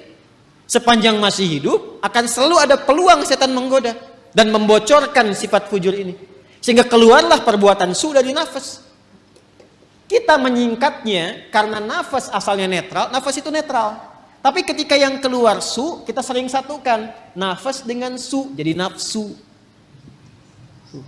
Oh. Ini kan bahasa kita saja ini. Asalnya begitu. Padahal nafas itu netral tadinya. Ya, nafsu itu netral. Cuma kenapa menjadi negatif? Karena ini yang dimaksudkan. Su keluar dari sinilah, ammaratum bisu, keluarnya dari sini. Ini yang menjadikan kadang-kadang manusia alih-alih dia jujur, kemudian dia berdusta. Alih-alih dia tawadhu, kemudian dia sombong. Penyebabnya itu. Ya, penyebabnya itu. Ini yang menjadikan dalam jiwa kita selalu ada pergolakan. Ya, selalu ada pergolakan, nggak pernah berhenti, nggak pernah selesai. Ini pun Anda keluar dari sini, itu nggak selamanya langsung pada satu tujuan. Pasti akan bergolak dulu nih. Ya, ini masih macet, tar aja dulu sini dulu gitu kan. Udah cepat pulang gini, macam-macam tuh. Ya, akan ada selalu seperti itu. Nah, sesuatu yang bergolak, tidak pernah tenang pada satu keadaan, itu bahasa Arabnya disebut dengan kolbun. Dari kata qoluba yaqlabu. Sesuatu yang senantiasa bergolak. Karena itu tempat bernaungnya nafas disebut dengan kolbu. Untuk memberikan kesan bahwa di dalamnya selalu ada pertarungan antara nilai-nilai kebaikan diakumulasi oleh takwa dengan bisikan-bisikan setan yang membuat fujur itu mandiri untuk keluar. Apakah Allah membiarkan begitu saja? Tidak. Allah punya sifat Rahman, punya sifat Rahim, dan rahmat Allah kepada hambanya itu tidak bisa dinilai, saking luasnya. Saking luasnya. Maka saking sayangnya Allah kepada kita, ditetapkanlah dua hal. Dan ini yang betul-betul kita jaga. Betul-betul kita jaga. Untuk bisa mengoptimalkan takwa ini, sekaligus menekan supaya fujurnya tetap pada fungsinya. Kalau bisa kita kerjakan dan optimalkan dua hal ini, maka tidak ada tempat bagi setan untuk membangun celah pada jiwa kita. Satu, secara fitrah Allah tugaskan malaikat untuk mensupport jiwa takwa itu. Jadi ada malaikat yang bertugas juga mendampingi kehidupan kita, yang diantaranya memberikan dorongan-dorongan pada kebaikan.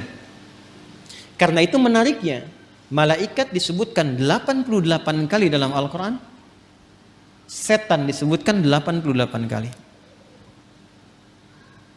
Dan itu akan selalu bertarung, bisikan-bisikan itu. Nah, ya. Allahu Akbar, Allahu Akbar. Pernah ada suasana hati, cepat sudah adzan, siap-siap. Pernah ada begitu? Tapi ketika la ilaha illallah baru adzan, belum qomat. Pernah begitu? Iya kan? Ya. Wujuhu yawma idzin nadhirah. Wajah-wajahnya kelihatan. Ya itulah pertarungannya selalu begitu. Selalu begitu. Maka apa kata Nabi sallallahu alaihi wasallam? Istafti qalbak. Tanyakan pada jiwa hatimu yang paling dalam ketika kita berada dalam suasana-suasana untuk memberikan sebuah putusan. Jadi kalau sedang ada kegelisahan, harus memilih misalnya, kan yang paling sulit itu dilema di antara dua cinta. Itu kan? Antara harus mengikuti ta'lim misalnya atau menyempurnakan tugas yang lain. Misal, ya kan? Maka dia timbang. Di situ ada timbangan-timbangan, mana yang paling banyak pahalanya, mana yang paling Allah senangi, mana yang paling bermaslahat, mana yang paling banyak kebaikannya. Kan bisa jadi Anda melamar pekerjaan kan, diterima di dua perusahaan. Ya kan? Maka apa yang harus kita lakukan? Salah satu jalannya adalah itu, tanyakan pada jiwa hati yang paling dalam, yang kira-kira ada unsur kebaikannya banyak didapatkan. Makanya supaya cahaya malaikat itu bisikannya kuat, maka lakukan amalan-amalan dan set tempat kita bertinggal itu, ya tempat kita beraktivitas yang sekiranya malaikat senang. Makanya di Islam itu fikihnya komplit. Di rumah misalnya ada suasana yang kira-kira malaikat gak senang, jauhi. Ya kan? Hal-hal yang kira-kira menyenangi malaikat, datangi. Sehingga melatih kita untuk selalu dekat. Apa misalnya majlis ilmu, itu banyak malaikatnya. Baca Quran ditemani malaikat. Bahkan kalau sudah lancar ada malaikat khusus menjaga. Ma'asyafaratil kiramil bararah. Orang yang lancar bacaan Qurannya dan rajin dia mengaji ditemani malaikat khusus. Ya, safaratil kiramil bararah. Dan kalimat kiramil bararah itu punya makna yang merubah ahli Quran ini menjadi lebih baik. Makanya saya sering katakan ahli Quran yang benar itu bukan dilihat dari berapa banyak khatamnya, berapa lancar bacaannya, dilihatnya berapa bagus perubahan pada perilakunya. Itu yang diakui oleh Quran sendiri. Di Quran surah 35 Fatir, di ayat 32, ya, thumma awrathnal kitaba alladhina istafaina min ibadina faminhum zalimun li nafsi wa minhum muqtasid, yang berhasil, wa minhum sabiqun bil khairati biiznillah. Kalimatnya sabiqun bil khairat. Ya, bukan sabiqun bil khatmah. Bukan yang paling banyak khatamnya. Walaupun khatam itu bagus, ingat. Yang saya maksudkan bukan tidak menginginkan khatam, bukan. Khatam itu bagus. Hafal itu bagus. Sampai hafal nomor, posisi ini itu, tapi itu menjadi tidak bernilai tatkala tidak merubah perilaku. Itu ukurannya itu. Saya sering katakan kalau ada orang menghafal Quran atau sekolah di ma'had Quran tidak merubah perilakunya lebih baik, ada yang salah dengan cara dia menghafal. Itu gambaran pertamanya. Karena itu ketika orang-orang ini istiqamah dalam kebaikan, maka apa yang terjadi? Di surah Fussilat itu kan ayat 30, "Tsumma istaqamu tatanazzalu 'alaihimul malaikatu alla takhafu wa la tahzanu wa abshiru bil jannati allati kuntum tu'adun. Nahnu awliya'ukum fil hayatid wa fil akhirah." Sudah, hidupnya enak. Karena Allah yang akan menyelesaikan semua urusan-urusannya. Dikirimkan malaikat menjaga. Itu ayatnya. Kalau sudah konsisten dengan amalan itu, malaikat turun. Dan perkara konsisten ini mahal. Kan saya sering katakan, itu untuk konsisten kita butuh 9 tahapan kan. Konsis 1, konsis 2, konsis 3, konsis 4, sampai konsisten. Tahapannya apa? Nah, ini amalan yang kedua. Amalan kedua. Maka untuk meningkatkan potensi takwa itu, selain mendengar istafti qalbak, bisikan-bisikan malaikat pada kebaikan, bisikan itu bisa menjadi kuat, support itu menjadi kuat jika kita mengerjakan amalan yang kedua. Apa itu? Itulah yang disebut dengan ibadah. Dengan ibadah itu nanti amal keluar menjadi soleh. Maka muncullah istilah amal soleh. Maka desain ibadah sejatinya itu untuk kita sendiri. Ya, orang nggak ruku, nggak sujud terhadap Allah, nggak sholat, nggak menurunkan status Allah sebagai Tuhan. Tetap Tuhan yang Maha Esa, Maha Kuasa. Cuman yang rugi orangnya. Karena ketika diperintahkan ibadah itu, feedbacknya, hasilnya itu kembali ke kita lagi. Contoh gini, ini yang sederhana ya. Ibadah yang pokok itu kan sholat kan? Ya, kita diperintahkan sholat kan? Masih ingat? Coba, sholat kan ciri pertama orang takwa. Dzalikal kitabu la hudan lil. Apa ciri pertamanya? Alladzina yu'minuna bil ghaib wa yuqimunas. Sholat amalan pertamanya. Nah, apa fungsi sholat itu? Buka Quran surah 29 ayat 45. Utslu ma uhya ilaika minal kitab wa aqimis shalah innas salata tanha 'anil. Nah, teman-teman, fahsya dan mungkar itu sumbernya di sini, di fujur. Di sini semua. Jadi kalau salatnya benar, ini tertekan nih. Akhirnya fungsinya tetap ke sini, yang ini yang naik. Karena itu segala kemungkinan perbuatan menyimpang, ya, fahsya ini fujur itu asalnya rambatan keburukan. Yang baiknya disebut fajar. Kalau fisikal disebut infajar. Kalau kelihatan bendanya memancar itu infajar namanya. Contoh nih, Anda misalnya ingin menggali air kan? Ya, menggali keluar airnya, memancar, itu infajar namanya. Nabi Musa punya tongkat ya, tongkat kayu beliau, dipukulkan ke batu kan? Tongkat kayu dipukul ke batu, kira-kira yang hancur apa? Hah? Harusnya kan kayunya kan? Tapi karena ini mu'jizat itu berbeda. Untuk ditampakkan kekuatannya supaya manusia ingat kepada Allah dan mengikuti bimbingan Rasul. Melemahkan semua persepsi manusia. Dipukulkan ke batu, keluarlah 12 mata air. Ketika keluar memancar itu bahasa Qur'annya infajar. Al-Baqarah ayat 60, Quran surah 2 ayat 60. Wa idzistasqa Musa liqaumihi faqulna dharib bi'asakal fanfajarat min husnata asyrata aina. Tongkat kayu Nabi Musa dipukulkan ke batu, keluar 12 mata air. Anda punya tongkat emas, pukulkan ke batu, keluar 12 air mata.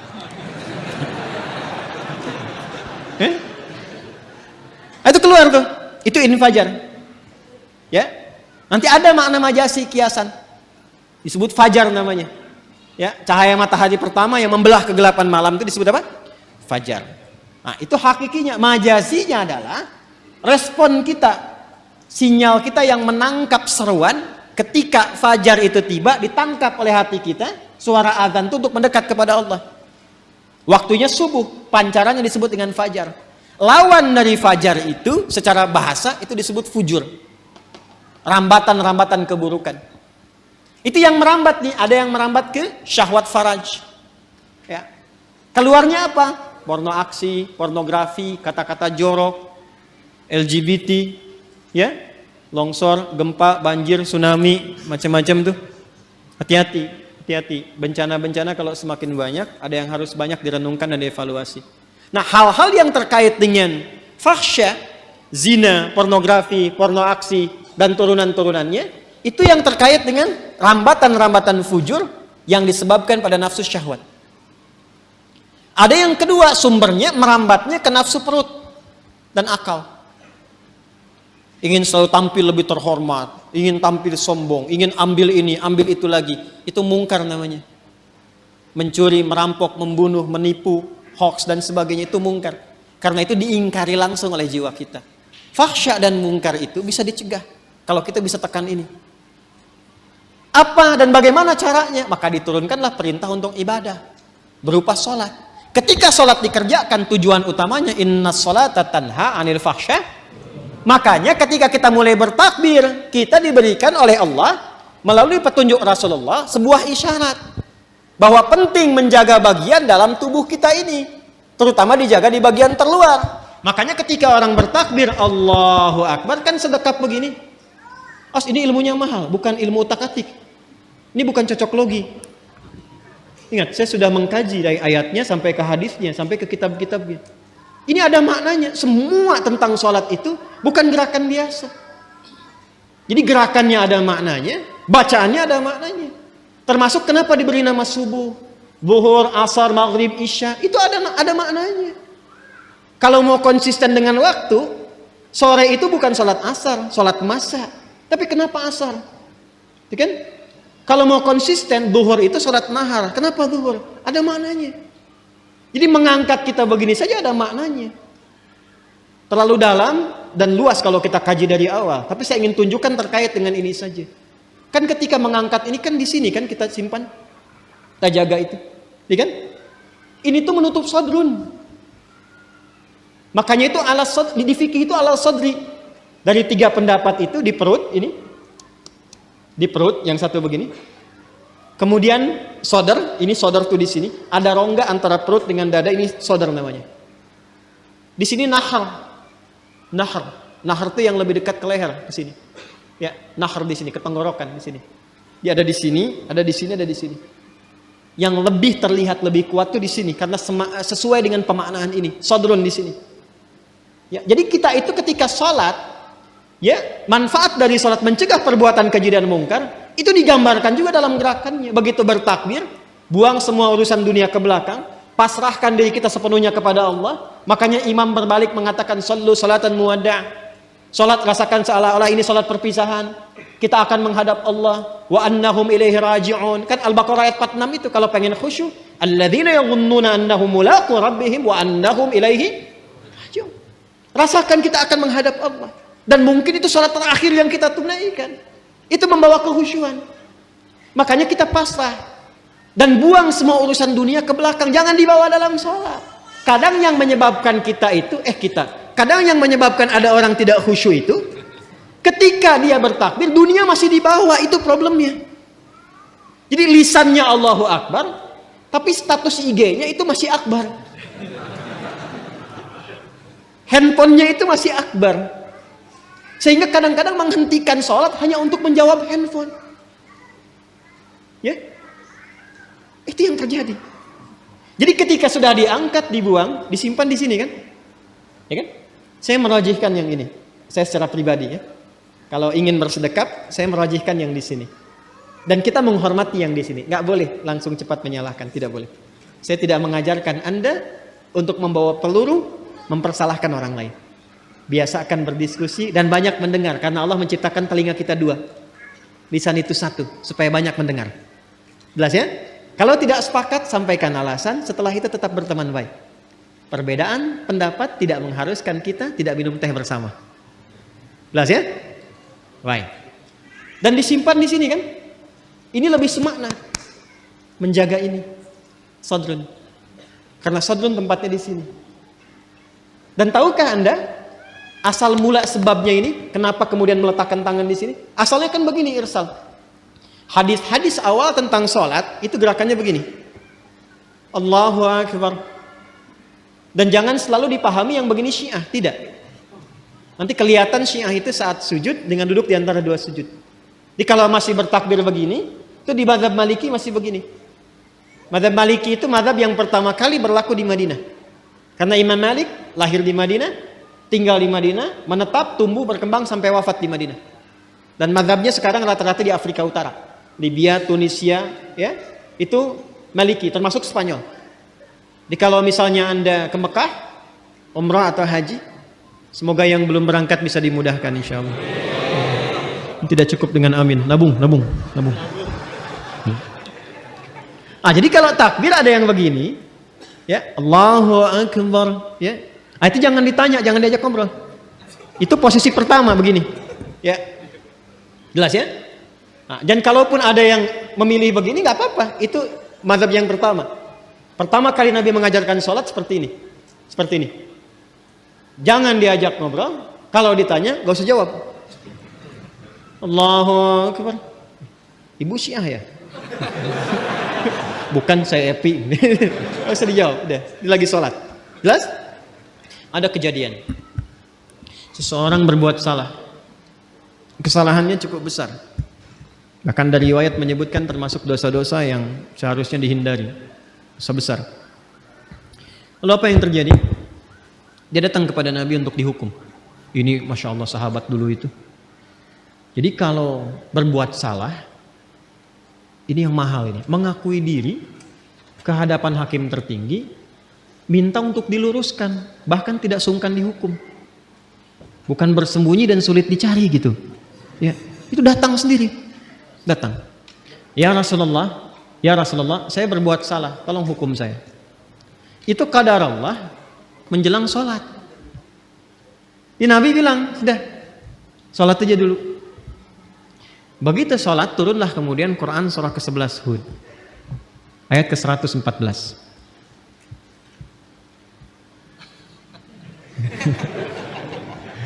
Quran surah ke-11 Hud ayat 114. Buka surahnya. Aqimis salata tarafain nahar wa zulafan minal lail. Innal hasanati yudhhibunas sayyi'at. Itu asalnya. Quran surah 11 ayat 114.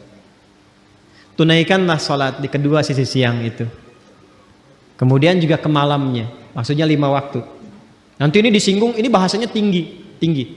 Nanti yang seperti ini banyak, seperti di Al-Isra ayat 78. Aqimis salata liduluki syamsi ila ghasaqil laili wa qur'anan fajr. Lalu yang menarik ini, innal hasanati yudhhibnas sayyi'at. Semua salat yang dikerjakan itu disifati langsung oleh Allah dalam Al-Qur'an dengan nama hasanah. Innal hasanati yudhhibnas sayyi'at. Orang-orang yang mampu salat dengan benar itu akan melahirkan hasanah dan langsung menggugurkan kesalahan-kesalahannya. Jadi ayat ini sekaligus membebaskan si pelaku maksiat tadi, ya kan? Dalam ancaman hukuman itu langsung pembebasannya turun wahyu dari Allah. Dan diampuni sama Allah.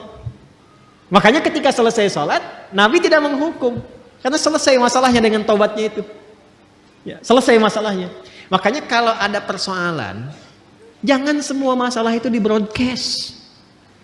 Dibikin status, diselesaikan, curhat sama Allah atau minta solusi pada yang sekiranya memberikan solusi. Saya tarik lagi, apa hubungannya dengan ini? Jadi begitu selesai tuntas ini, salatnya ditunaikan, turunlah ampunan Allah Subhanahu wa taala dan disebut dengan hasanah. Innal hasanati yudhhibnas sayyi'at. Apa hubungan dengan pembahasan kita? Sangat nyambung. Karena ketika turun ayat itu sekaligus memberikan sebuah penguat dan penegas bahwa sholat itu bila dikerjakan dengan benar termasuk rangkaian ibadah, dia mampu menekan perbuatan-perbuatan maksiat dan merubah keburukan itu menjadi hasanah. Sedangkan hasanah itu bagian dari konsepsi takwa. Coba Al-Arba'in, ini ngaji hadisnya sampai mana ya? Coba Al-Arba'in dibuka yang nomor 18 itu. Ya. Kalau saya nggak keliru nomor 18 tuh. An Jundub bin Junadah wa Mu'adz bin Jabal radhiyallahu taala anhu qala Rasulullah sallallahu alaihi wasallam ittaqillaha haitsuma kunta wa atbi'is sayyi'atal hasanata tamhuha. Kan kalimat hasanah dibuka dengan takwa di situ kan? Hei, mana hafalannya nih? Saya menghafal satu-satu bagian hidup kita itu. Ittaqillaha haitsuma kunta, tingkatkan takwamu kepada Allah dimanapun kamu berada. Kalau mampu meningkatkan takwa akan melahirkan hasanah. Hasanah itu yang akan menutup segala keburukan-keburukan. Makanya kalau orang sholatnya benar, muncullah kemudian rambatan-rambatan kebaikan, tertutup peluang-peluang setan untuk menggoda, yang keluar yang baik-baiknya saja. Itu yang menjadikan digambarkan dalam sholat ketika kita kemudian angkat tangan, simpan di sini, menutup ini, tutup, jaga, dan lihat baik-baik. Cara menutupnya kan begini. Ini sekali lagi, ini bukan ilmu takatik ya. Ini hasil riset. Coba lihat baik-baik. Yang ditutup yang kiri kan? Yang nutup yang kanan kan? Begini kan? Bukan begini ya? Awas, kanan di depan, begini, yang menutup kiri di dalam. Baru begini kan? Dan ada 3 cara. 3 cara. Yang telapak ini ketemu punggung di sini. 1. Kemudian ini bisa menggenggam, bisa begini. Bisa begini, bisa menggenggam. Sama antara laki-laki dengan perempuan. Ini 1. Yang kedua, ini pergelangan. Ketemu pergelangan di sini. Ini. Di sini begini. Yang pertama begini. Ini telapak ketemu punggung begini, bisa digenggam. Yang kedua, ini pergelangan ketemu pergelangan di sini. Dan itu langsung ya, nggak usah diukur dulu. Allah. Langsung ya. Yang ketiga lewat dikit di sini, tapi nggak sampai sini. Lewat dikit di sini. Jadi di sini lewat dikit ke sini, tapi nggak sampai ke sini. Ya, awas nggak sampai dan ini nggak disukai, nggak disukai. Bahkan ada beberapa yang menyebutkan riwayat yang sampai tidak disukai seperti orang sombong. Ya orang sombong. Kadang-kadang kalau ngawasin proyek bangunan kan begini gitu. Jadi bukan di sini, hati-hati ya.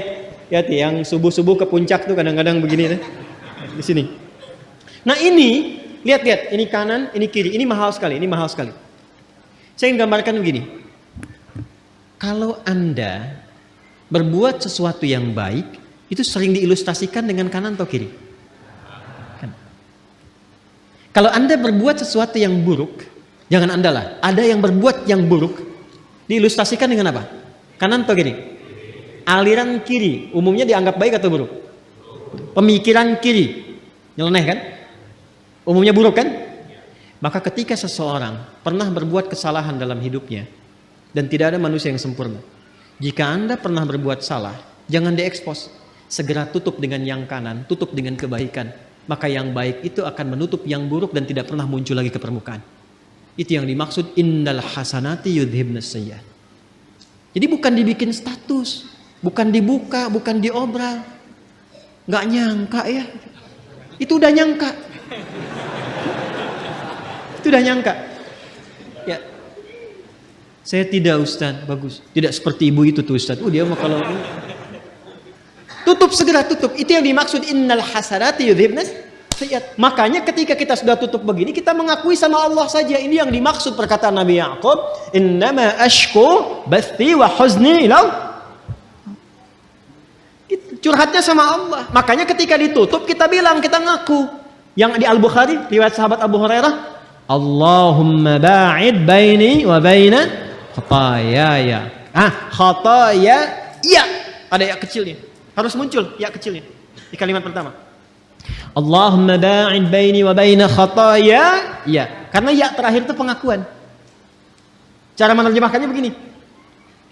Kadang cara menerjemahkan itu kalau mau dalam, kadang-kadang ada yang harus diawalkan walaupun urutan katanya di terakhir. Khataya itu jamak dari kata khoti'ah.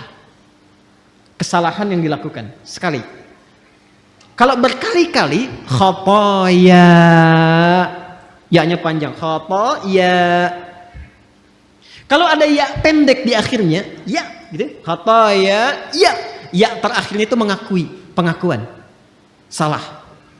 Jadi kita berkata begini dalam salat, begitu kita tutup begini, kita katakan, ya Allah, saya mengakui hamba ini banyak dosanya.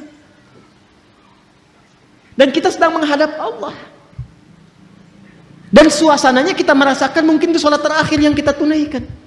Kan bahasa Qur'annya begitu. Wa annahum ilaihi raji'un. Rasakan mungkin kamu berpulang dalam sholat itu. Kan ingin husnul khatimah kan? Makanya kita katakan, ya Allah, aku ini hamba merasa banyak dosa. Sebelum sholat mata salah lihat, lisan salah bicara, akal salah berpikir, sampai kaki salah melangkah, tapi masih berani kita untuk bersujud kepada Allah. Makanya kita minta ampunan. Datang kita mengatakan, hamba mengakui banyak salah ya Allah, tapi Engkau itu maha pemaaf, maha pengampun. Maka hamba mohon, makanya pakai Allahumma. Allahumma itu ada ketawaduan di situ dan penuh harap. Ya, itu yang dimaksud Quran surah 7 ayat 205 itu. Wadhkur rabbaka fi nafsika tadarruan wa khifatan wa dunal jahri minal qaul. Kita mengharap ya Allah. Hamba mengakui banyak salah, banyak dosanya, namun Engkau yang Maha Pengampun, Pemaaf yang tanpa batas pemaafanmu. Mohon jauhkan antara hamba dan kesalahan-kesalahan hamba di akhirat nanti sejauh timur dan barat yang tidak pernah tampak. Hamba nggak pengen lihat lagi. Karena di akhirat sekecil apapun ditampakkan. Wa may ya'mal mithqala dzarratin syarran yarah. Kebaikan ditampakkan, keburukan pun tampak. Nah, kita tuh nggak ingin lihat lagi itu. Sekarang ditutupi pun segelintir orang nggak lihat. Tapi di akhirat diviralkan ke semua penghuni langit dan bumi. Makanya kalau nggak diperbaiki sekarang, mesti hati-hati. Cepat taubat dari sekarang. Untuk kita semua. Sebab kalau sudah alamnya berpindah, viralnya itu semua tahu. Oh, Adi Hidayat tuh begitu rupanya. Kelihatannya begini-begini, ternyata begitu. Begini begitu, begini begitu. Ini kelihatan beda. Lain. Nah, kita nggak pengen itu tampak. Makanya pakai alif ba'id, ada pakai tasydid ba'id. Ba'id sa'ni. Jam itu tolong jauhkan dariku. Pakai tasydid artinya jauhkan tapi masih kelihatan. Tapi kalau ba'id jauhkan sejauh-jauhnya. Allahumma naqqini minal khataaya kama yunaqqa thawbul abyadu minad danas. Ya Allah, kalau dosa itu seperti kotoran yang melekat, noda yang melekat di pakaian, maka sekalipun ya Allah mesti dibaikin bahasa kita ya, atau dicuci bersihkan aja. Allahumma ighsilhu bil ma'i wal thalji wal barad. Ya Allah, kalau perlu gunakan air yang dingin untuk membersihkan. Ini bahasa majas tinggi sekali. Ini bahasa taubat yang dalam. Makanya kalau kita merasakan itu, paham bacaannya, itu bisa kita menghadirkan kehusyuan itu luar biasa. Luar biasa. Ada lagi doa yang lain. Allahu Akbar kabira. Alhamdulillah katsira. Subhanallahi bukratan wa asila. Satu doa. Tambah lagi misalnya, wajjahtu wajhiya lilladzi fataras samawati wal arda hanifan muslima wa ma ana minal inna salati wa nusuki wa mahyaya wa mamati lillahi rabbil la syarika lahu bidzalika umirtu wa ana awwalul muslimin wa ana minal muslimin. Itu malaikat turun datang menjaga. Makanya Ali bin Abi Thalib sangat konsisten membaca doa itu dalam iftitahnya. Itu tinggi nilainya. Ya Allah, saya pasrah dalam sholat ini kepada pencipta penguasa langit dan bumi. Ya Allah, saya sholat selama ini, saya ibadah selama ini, saya hidup pun ya Allah, atau Engkau wafatkan aku saat sholat ini, aku pasrah lillahi rabbil alamin. La syarikalah, aku berikrar gak akan pernah musyrik kepadamu ya Allah. Dan mohon saksikan, wa ana minal muslimin wa ana awwalul muslimin, sejak saat ini saya sholat, saya akan lebih tunduk patuh pada semua ketentuanmu. Makanya kalau baca doa iftitah yang wajah tuh abis sholat berbuat maksiat, wah itu saya nggak bisa lukiskan. Ada hal yang tidak tepat yang dilakukan. Nah, ini yang dimaksudkan itu. Ini yang tadi saya katakan, untuk menjaga takwa supaya muncul, supaya kuat, maka ibadah itu perbanyak. Di antaranya sholat, makanya sholatnya tingkatkan. Yang 5 itu standar, yang pokok itu. Tambah, semua menu sholat keluarkan. Dan rasakan perbedaannya. Rasakan perbedaannya, rasakan bedanya, bedakan rasanya, dan pasti akan terasa bedanya. Menunya keluarkan menunya. Apa saja sholat sunnahnya. Ya, dari mulai pagi, siang, sore, sampai ke malam. Lalu saya sih menyarankan pada diri saya dan mengajak pada teman-teman, sepanjang hidup, berusahalah semua menu sholat pernah ditunaikan. Ya, berusahalah. Rinci dulu. Minimal walaupun cuma sekali misalnya yang sunnah. Ketika dihisab di hari kiamat, alhamdulillah rapat kita bagus. Semua jenis sholat pernah kita kerjakan. Ya, sholat jenazah pernah? Halo, kenapa Bu? Jenazah pernah? Itu langka itu, ya. Makanya kalau ada sempatkan, kalau memungkinkan. Makanya pahalanya tinggi, 1 qirat sebesar gunung. Dan sholat-sholat yang lainnya maksimalkan. Nah, apalagi yang lainnya, semua jenis ibadah. Baca Quran ibadah tidak? Ibadah. Makanya Quran itu tembusnya langsung ke jiwa. Wa syifaa'un lima fis sudur. Mana Qurannya? Syifaa'un lima fis sudur. Sedangkan setan tugasnya memberikan waswas. Alladzi yuwaswisu fi sudur linnas. Lawan dari itu apa? Quran. Makanya kalau orang rajin baca Quran, bacanya benar, setan menjauh. Menjauh setan. Apalagi misalnya infak. Infak itu untuk melapangkan jiwa. Berbagi itu bisa melapangkan hati. Sama dengan memaafkan orang lain. Memaafkan, menahan amarah. Sama dengan infak itu kalau nggak lapang hatinya nggak mungkin bisa berbagi. Makanya infak itu disandingkan dengan menahan amarah dan memaafkan orang. Itu satu sandingan di Ali Imran ayat 134. Alladzina yunfiquna fis sarra'i wad dharra wal kadhiminal ghaidha wal 'afina 'anil nas wallahu yuhibbul muhsinin. Dan itu ciri orang takwa. Karena ayat 133-nya berbicara tentang ciri orang takwa. Kan Anda tulis tadi Quran surah 3 ayat 133 sampai 134. Wasari'u ila maghfiratin mir rabbikum wa jannatin arduha as-samawati wal ardu u'iddat lil taqwa. Siapa orang takwa yang punya surga seluas langit dan bumi ini? Dikasih surga seluas langit dan bumi, lapang sekali. Bagi siapa? Bagi orang yang lapang hatinya. Apa cirinya? Gemar berbagi, bisa memaafkan, menahan amarah. Itu latihan. Latihan. Dan pada akhirnya kita berpikir tentang akhirat. Jadi merenungkan tentang akhirat, tentang kematian, kita akan pulang dan sebagainya. Itu bisa memperkuat jiwa takwa kita. Sehingga itu yang membuat kita gemar ibadah. Kan bekal akhirat itu ibadah. Ya kan? Harta yang kita bawa itu sekarang itu sifatnya duniawi. Baru jadi bekal akhirat kalau dipakai ibadah. Antum pakai sepeda berapa banyak tuh? Hah? Udah dipakai ibadah belum? Udah berapa kali mengantarkan ke masjid dibandingkan dengan dipakai ibadah subuh? Jalan-jalan, sepedaan, bikin grup. Kenapa grupnya nggak dibawa untuk ke masjid? Ikut ta'lim, pakai sepedanya.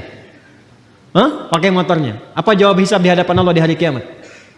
Aku berikan nikmat kepadamu berupa nikmat A yang tidak aku berikan pada hamba yang lain. Dia nggak punya sepeda, jalan dengan kaki dan sendal jepitnya itu ke masjidku. Kamu aku kasih mobil A, mobil B, motor C, sampai sepeda yang paling mahal yang di bumi cuma ada satu. Nggak sanggup mengantarkan kau ke masjid. Belum bisa dipakai ibadah. Buka lemari.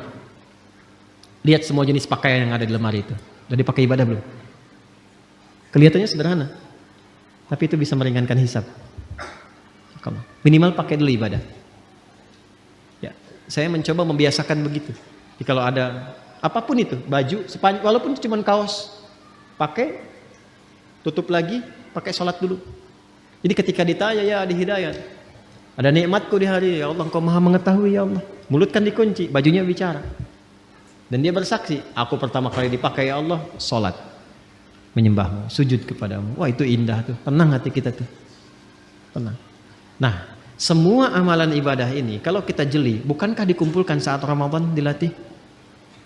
Sholat meningkat kan? Ya kan? Infak meningkat kan? Terus kita menahan amarah kan? Berusaha memaafkan orang lain kan? Lebih banyak ingat akhiratnya, banyak menghatamkan Qurannya. Apa tujuannya? La'allakum tattaqun. Supaya sifat-sifat kebaikan di jiwa takwa itu muncul. Nah sekarang, malam ini tinggal kita evaluasi diri. Apakah pancaran-pancaran itu sudah keluar dari ekspresi tubuh kita dari ujung kepala sampai ujung kaki? Itu yang dijaga, dimaksimalkan sampai kita berpulang. Bila kita mampu berlatih itu, yang pertama Allah berikan ke dalam jiwa tanda-tanda mendapatkan perubahan itu, tanda-tandanya pertama diberikan ketenangan dulu. Ketenangan. Makanya kata sodrun itu dilekatkan dengan insyirah, syarah. Syarah itu lapang, tenang, nyaman. Nabi ketika mendapatkan ketenangan turun Quran surah Al-Insyirah. Surah 95 itu kan? 94, 95 At-Tin. Ya. Alam nashrah laka sadrak. Itu kan sadrun. Ya, alam nashrah laka. Bukankah sudah kami lapangkan keadaan jiwamu ya Muhammad sallallahu alaihi wasallam? Makanya bedanya Nabi Muhammad dengan Nabi Musa digambarkan di Quran. Lapang Nabi Muhammad lebih lapang. Nabi Musa itu sebelum berdakwah ke Firaun doa dulu. Rabbi syrahli sadri. Qala rabbi syrahli. Quran surah apa? Taha. Ayat berapa? 25. Kan? Qala rabbi syrahli sadri. Wa yassirli amri. Wahlul 'uqdatam lisani. Yafqahu. Ya Allah lapangkan hatiku supaya kalau dicaci maki Firaun karena hatinya lapang nggak banyak berefek. Sebab kalau berefek sedikit saja Nabi Musa tersinggung keluar kata-kata jadi karena beliau nabi. Firaun ya Allah keterlaluan nih. Wafatkan aja sekarang, wafat. Hikmah nggak tampak. Jadi beliau berdoa, Rabbi shrahli sadri. Berdoa dikabulkan. Nabi Muhammad nggak minta turun ayat alam nashrah laka sadri. Nabi Musa berdoa, wa yassirli amri. Dikabulkan. Nabi Muhammad nggak minta turun ayat wa nuyassiruka lil yusra. Wa yassirli amri wa nuyassiruka lil yusra. Itulah keindahannya. Nah itu diwariskan kepada kita ajaran-ajaran itu. Karena itu beruntung umat Nabi Muhammad itu. Dan alhamdulillah, saya kalau melihat karakteristik di Indonesia itu Masya Allah. Bakat-bakat kemuliaannya itu tinggi. Bakat baiknya ada. Tinggal peningkatannya dan penempatannya dengan cara yang benar. Ya, di luar itu hujan besar, banjir, bisa banyak gelisah. Di Jepang itu banjir bisa bunuh diri. Di kita banjir pakai berenang. Hujan-hujanan. Nah, jadi sekarang tugasnya kita keluarkan lagi. Sampai pertama hati lapang dulu. Nah, jiwa kalau sudah lapang, kelapangan ini bagian terakhir. Maaf ya, di bagian terakhir. Kelapangan yang diperoleh dari hasil ibadah itu disebut tuma'ninah namanya. Apa namanya? Ingat, ada sakinah, ada tuma'ninah, beda. Sakinah itu kelapangan yang diperoleh setelah masalah itu hilang. Sedang ada masalah nih, tuntas masalahnya. Biasanya kalau masalah selesai hati lapang kan? Nah, kelapangan hati setelah masalah itu hilang itu disebut sakinah namanya. Ya, iya. Ibu berharap sakinah di rumah tangga? Bapak, teman-teman berharap sakinah di rumah tangga? Samara itu kan sakinah, mawadah dan rahmah. Ingin dapat sakinah? Nah, berarti ingin punya masalah. Nanti setelah hilang itu ada ketenangan, itulah sakinah. Tumaninah beda, ketenangan yang diraih lewat proses ibadah. Karena itu dalam sholat kita kenal ada tumaninah, bukan sakinah. Coba lihat, ada tumaninah dalam ruku ada? Tumaninah dalam sujud ada? Maksudnya apa? Ruku sampai tenang. Ingat, ini kadang, mohon maaf, saya tidak bermaksud menyalahkan. Hanya mungkin kurang lengkap dalam memahami. Ya, hatta tatma'inna raqi'an, sampai kamu tenang dalam ruku itu. Maksudnya begini, ruku sampai merasakan ketenangan. Darah mengalir dulu, enak, sudah posisi yang enak, baca doa, doanya teresap dalam jiwa, sudah dapat ketenangan itu baru bangkit i'tidal. Makanya Nabi itu kadang-kadang rukunya lama, tapi proporsional kalau sedang sholat berjamaah, sangat proporsional. Itu yang dimaksudkan. Latihan-latihan tumakninah itu yang dilakukan dalam ibadah, itu nanti akan melahirkan ketenangan kepada qalbu. Sifatnya nanti terbawa, kolbunya itu menjadi tenang. Itu yang dimaksud Quran surah 13 ayat 28. Ala bidzikrillahi tatmainnul qulub. Yakinkan pada dirimu, semakin banyak zikirnya, hati menjadi tenang. Dan semua ibadah itu di Quran disebut zikir. Salat disebut zikir, Quran surah ke-20 ayat 14. Wa aqimis sholata lidzikri. Baca Quran disebut zikir karena Qurannya pun zikir. Quran surah 15 Al-Hijr ayat 9. Inna nahnu nazzalna dzikra wa inna lahu lahafizun. Menghafal Quran disebut zikir. 4 kali disebutkan. Quran surah 54 ayat 17, 22, 32, 40. Walaqad yassarnal Qur'ana lidzikri fahal min muddakir. Berdoa disebut zikir. Makanya kalau kita sedang berdoa, hati cenderung lebih tenang. Punya masalah, terus kita berdoa, bukankah setidaknya ada ketenangan dalam jiwa? Karena itu doa disebut zikir. Quran surah 7 ayat 205. Wadhkur rabbaka fi nafsika. Ya, tadarruan wa khifatan wa dunal jahri minal qaul. Ba'da salat kita zikir kan? Subhanallah, alhamdulillah, Allahu akbar, sampai tenang itu. Ya kan?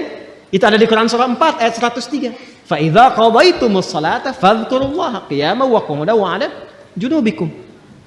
Itu zikir. Apa manfaat zikir? Ala bi dzikrillahi tatmainnul qulub. Qalbunya menjadi tenang. Ketika kolbu tenang, nafas ikut tenang. Karena nafas itu ada dalam kolbu. Maka sifat nafasnya akan berubah. Latihannya tumakninah. Ketika sering tumakninah, maka sifat tumakninah akan melekat kepada nafas. Maka berubahlah sifat nafas menjadi mutmainnah.